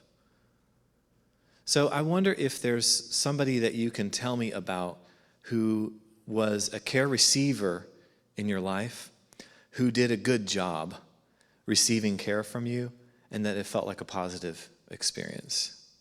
Does anybody have any anecdotes like that you can name? This is my area, sorry. So I have a lady that I work with, she really values, like I'll go to her house and all I'll do is like open her mail, sort it out, maybe help her write a check or two. And she's like, thank you, Beaver. I'm like, it's such a simple thing for me to do, it's so easy. Yep. But for her, she really appreciates and values, and she'll thank me a million times for doing that little task because to her, that's what she needs help with. So there's a person that you care for, and you're just doing a few things around the house for this person, but she is so thankful and appreciative.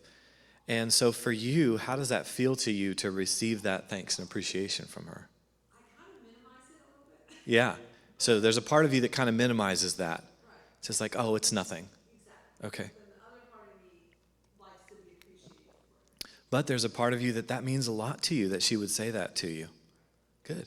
Yeah, so one of the things you could do with that is try to, in real time, when you experience that next time, sit with each of those parts and try to sit with them one at a time. So there's a part of me that wants to dismiss that. Okay, I understand. I'm not doing that much for this person. So you're validating that part. But I want to spend a little time with this other part of myself that really appreciates that. And you could just sit there and say, wow, there's a part of me that really loves that this person appreciates me. And just take that in. Just taking in those positive things, it gives us a boost.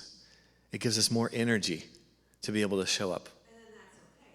And that's kind of like, that's a form of self-care, isn't it? Absolutely. To appreciate that so that enables you to keep going.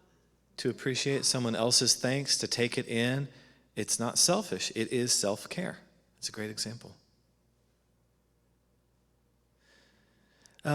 One of the things that I've been trying to wrap my mind around when it comes to this idea of receiving care from others is that there's an upside of asking for help. There's a sense in which you are allowing somebody else to be your hero. And that phrase is something that I've been playing with in my mind when it comes to expressing my needs more, is that there's an opportunity to give this person that you care about a chance to be your hero and to be celebrated. And that there's something unfair about me saying, I can be your hero, but you can't be mine. What does that mean about how I think about you? And so that's kind of a backwards way of approaching it, but it is something that has helped me to be a gracious care receiver within myself. It also allows that person's talents and gifts to be used that God gave them. Yeah, that's a good point. And that kind of touches on this question of how does your faith affect this situation? What Denise said was allowing somebody else to care for you allows that person to thrive and to use the gifts that God gave them. And so, in a sense, when you're denying care from others, or you're not practicing that, you're denying somebody's God-given gift. And also, if we're praying for God to help us, God doesn't show up at the door in his heavenly body. He shows up as a friend. Mm-hmm. And that's one of the things that in congregational care that we try to impress upon our caregivers is that you're being God's hands and feet. And if we're trying not to get care, Yep. then you're probably praying for God to help you. Yeah. And there he is sending somebody, and we're turning him down. If you pray for God to help you, Beverly says, and then you reject the help that comes in the form of a person, you're saying no to what you just asked for, in a way. And if you say yes to that, it's a win-win. You're experiencing God's help through that person, and you're helping them.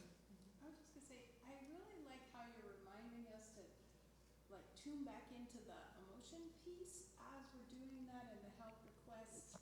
One of the things, but just because our emotions are messy and complicated all the time, and especially when we have to ask for help and want to.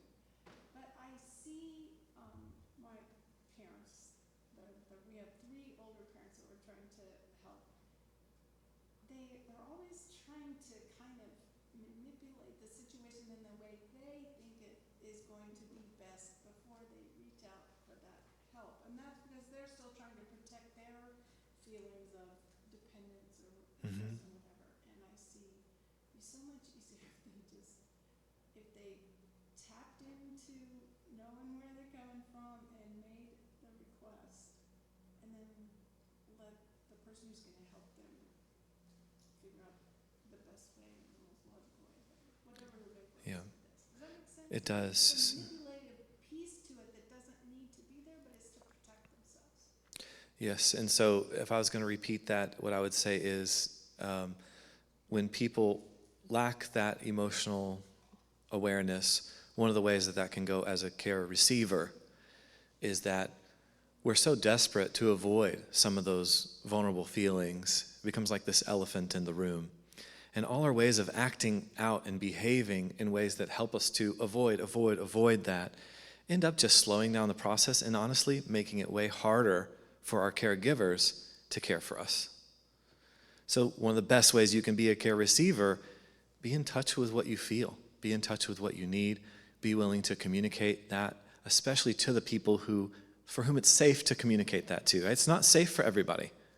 There's some people, if I tell a certain person some vulnerable thing that I'm feeling, they're so terrified of their own feelings that they'll just shut me down. Oh, it's okay, don't worry, it's going to be fine, right? We have to find those safe places where we can communicate what we feel and let that be received in a safe way. And then that unlocks, like we talked about before, now we know what the feelings are, we know what the needs are, we can come up with a solution together to make that situation better. But all that communication, it flows so much better when we untangle the knots. Some of this goes back to requests and boundaries, right? Think about in care receiving. There are a lot of times when we need to be able to make requests of people. And exactly as we just said, if I can make a vulnerable request and I can name what I feel and name what I need and get specific on the request, the specificity is not about, it has to be the first thought of how I needed you to help me. That's not what's specific. We can collaborate on what that is. But where I think we make a mistake is we say, okay, I'm really feeling kind of lonely, and so I need you to visit me more. The person says, okay, great, I'll visit you more. Over the next 3 weeks, they visit 1 time a week, and then they stop. And then the care receiver who initiated that request says, gosh, I told them that I needed them to visit me, and now they haven't visited me, and so I guess they just don't care about my need at all. You know what your problem was is you didn't get specific enough on the request that would meet that need. And so in their mind, visit me more means over the next couple weeks, once a week. And in your mind, what you were thinking was 3 times a week for the next 3 weeks, and then for the next 2 months after that, maybe it can go down to 2, and then it can go down to 1, and check in with me along the way. See, if we get more concrete with what the expectations are, then we don't take it personally when somebody else fails to meet the request that was only in here and never here. Couples get into this problem all the time. I just need you to take me to dinner more. Let's get concrete and positive and doable. Let's make sure we know, let's get businessy about this. Set it like a smart goal in business. I have a friend, if you don't mind, who is legally blind and has been legally blind since an accident when she was 18 years old. And she meets people, and people see her in the community tootling around on a bike because she has one quarter scope of vision in her eye, so she gets around on a bicycle. And she met a friend, she had seen her at school with the kids, and the lady said, why do you ride a bike all the time? And my friend Heather said, well, because I can't drive, I'm legally blind. And she said, oh my gosh, if you ever need a ride anywhere, call me. And Heather called her 3 days later and said, I need a ride to the doctor.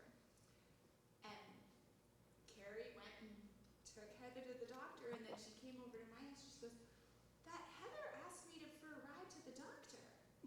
And I said, you offered a ride to the doctor. You offered that. And she goes, I just never, nobody ever takes anything. Nobody ever asks for help. Yeah. And so she was so surprised to be asked. Yeah. And I think about that all the time. Was it a good experience for her? It was a good experience Yeah. for her. I hope she Yeah. help. Because Yeah. if you know somebody's going to take you up on it, you better be prepared to follow through on that offer. It takes a lot of courage, a lot of courage, a lot of bravery, a lot of vulnerability to actually follow up with somebody saying, like, you can ask me for help, and then I follow up and I actually ask for help. I'm risking that the other person may end up falling short of that, and all the feelings I'm going to have, all of those negative feelings that we talked about before, are going to be reinforced. And so it's an incredibly brave thing. We have to start thinking about it as a muscle that we're exercising and a brave thing that we're doing. And we have to accept that that's a hard thing for me, and I'm working on it. And if that doesn't work, I'm going to tend to the parts of me that come up around that.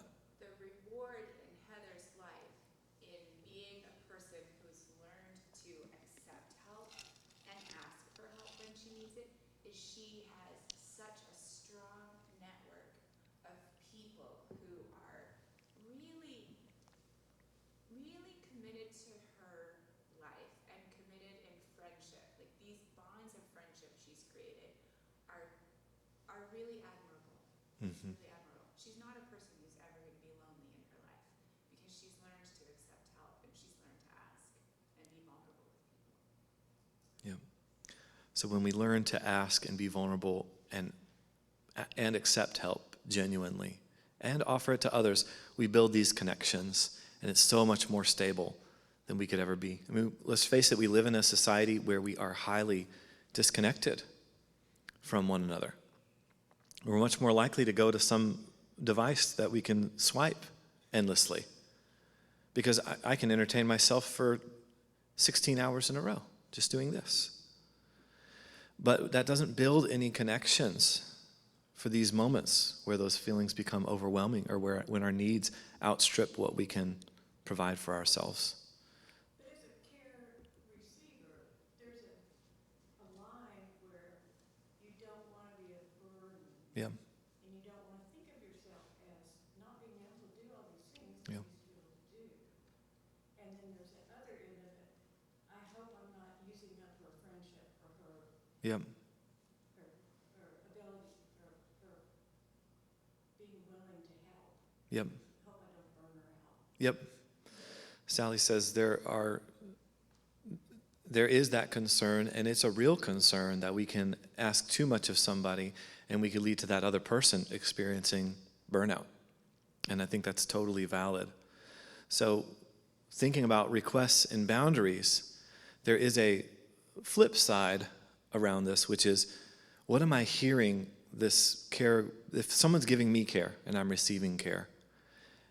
I think it's a perfectly valid idea to check in with that person about, are you taking care of yourself? I've been asking a lot of you. How are you doing with yourself? And to invite them and to say, I'm okay with you setting a boundary with me.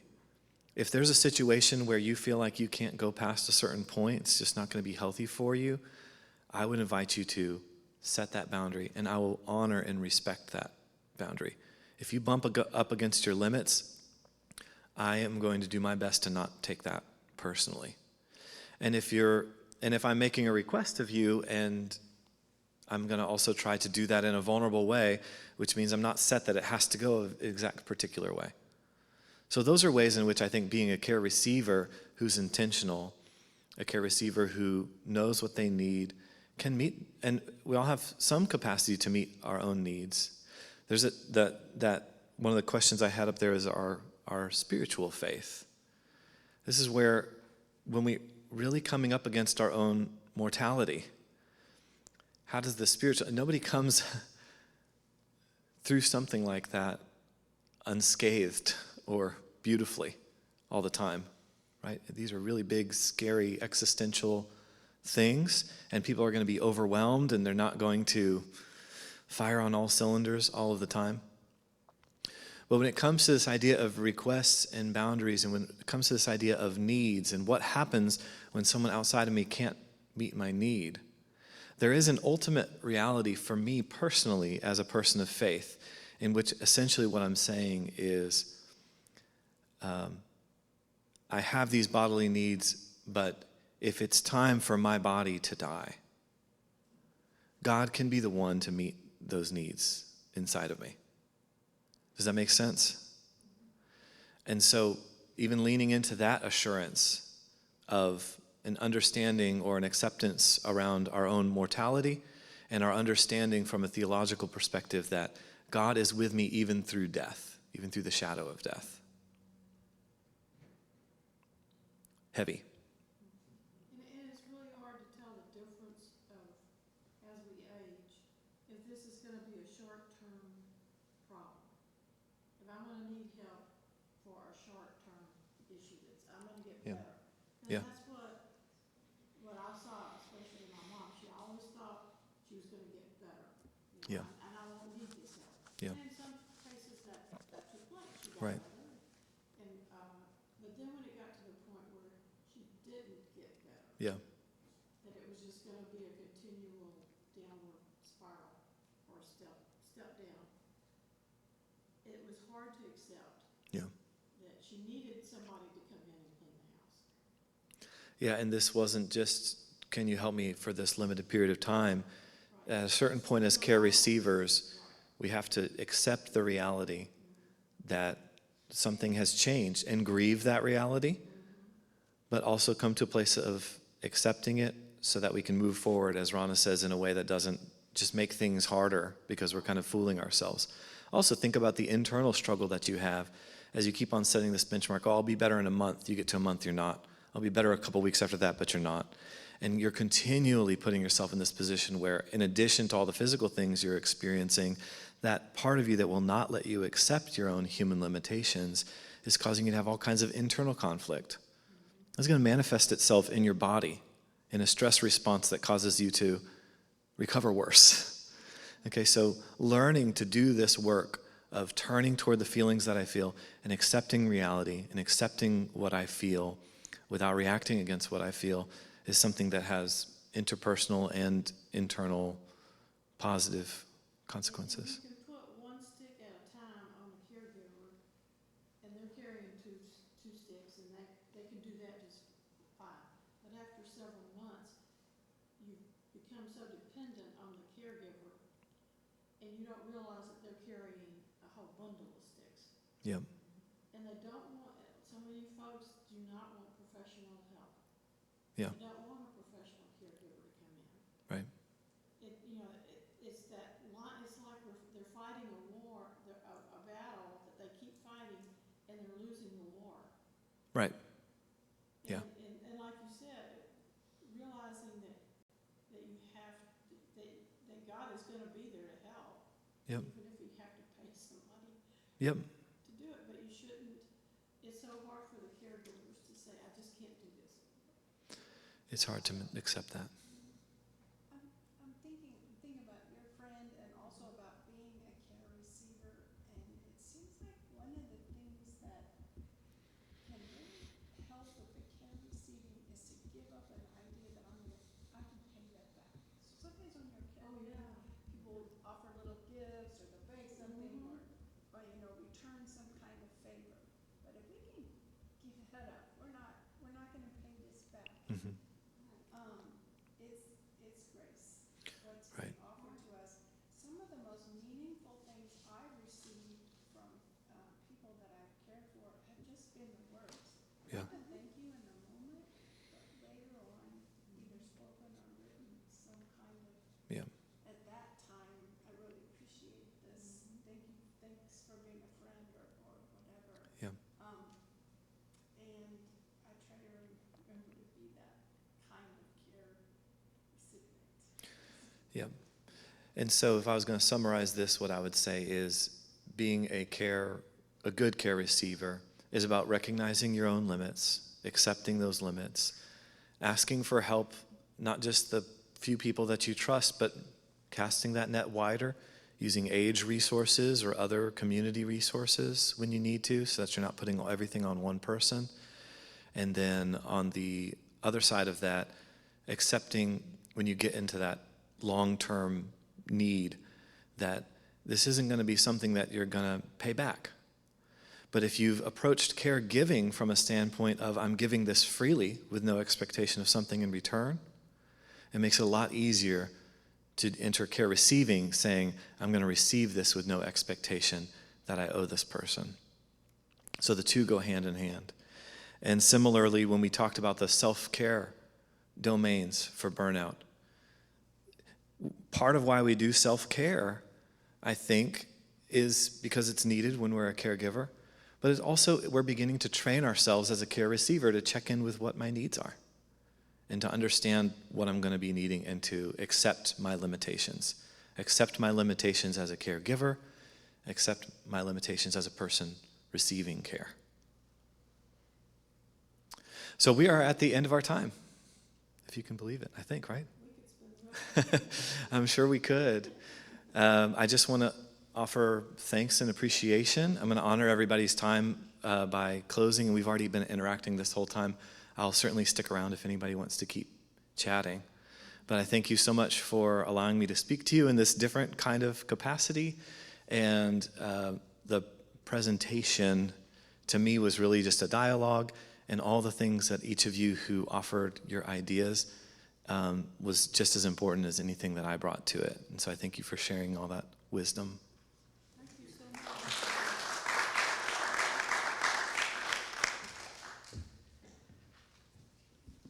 Well, I knew that this was going to be a really special presentation, and having a smaller group somehow probably made it a little bit more informal and more intimate, and where we could feel comfortable sharing information. So I really appreciate both of y'all for being here.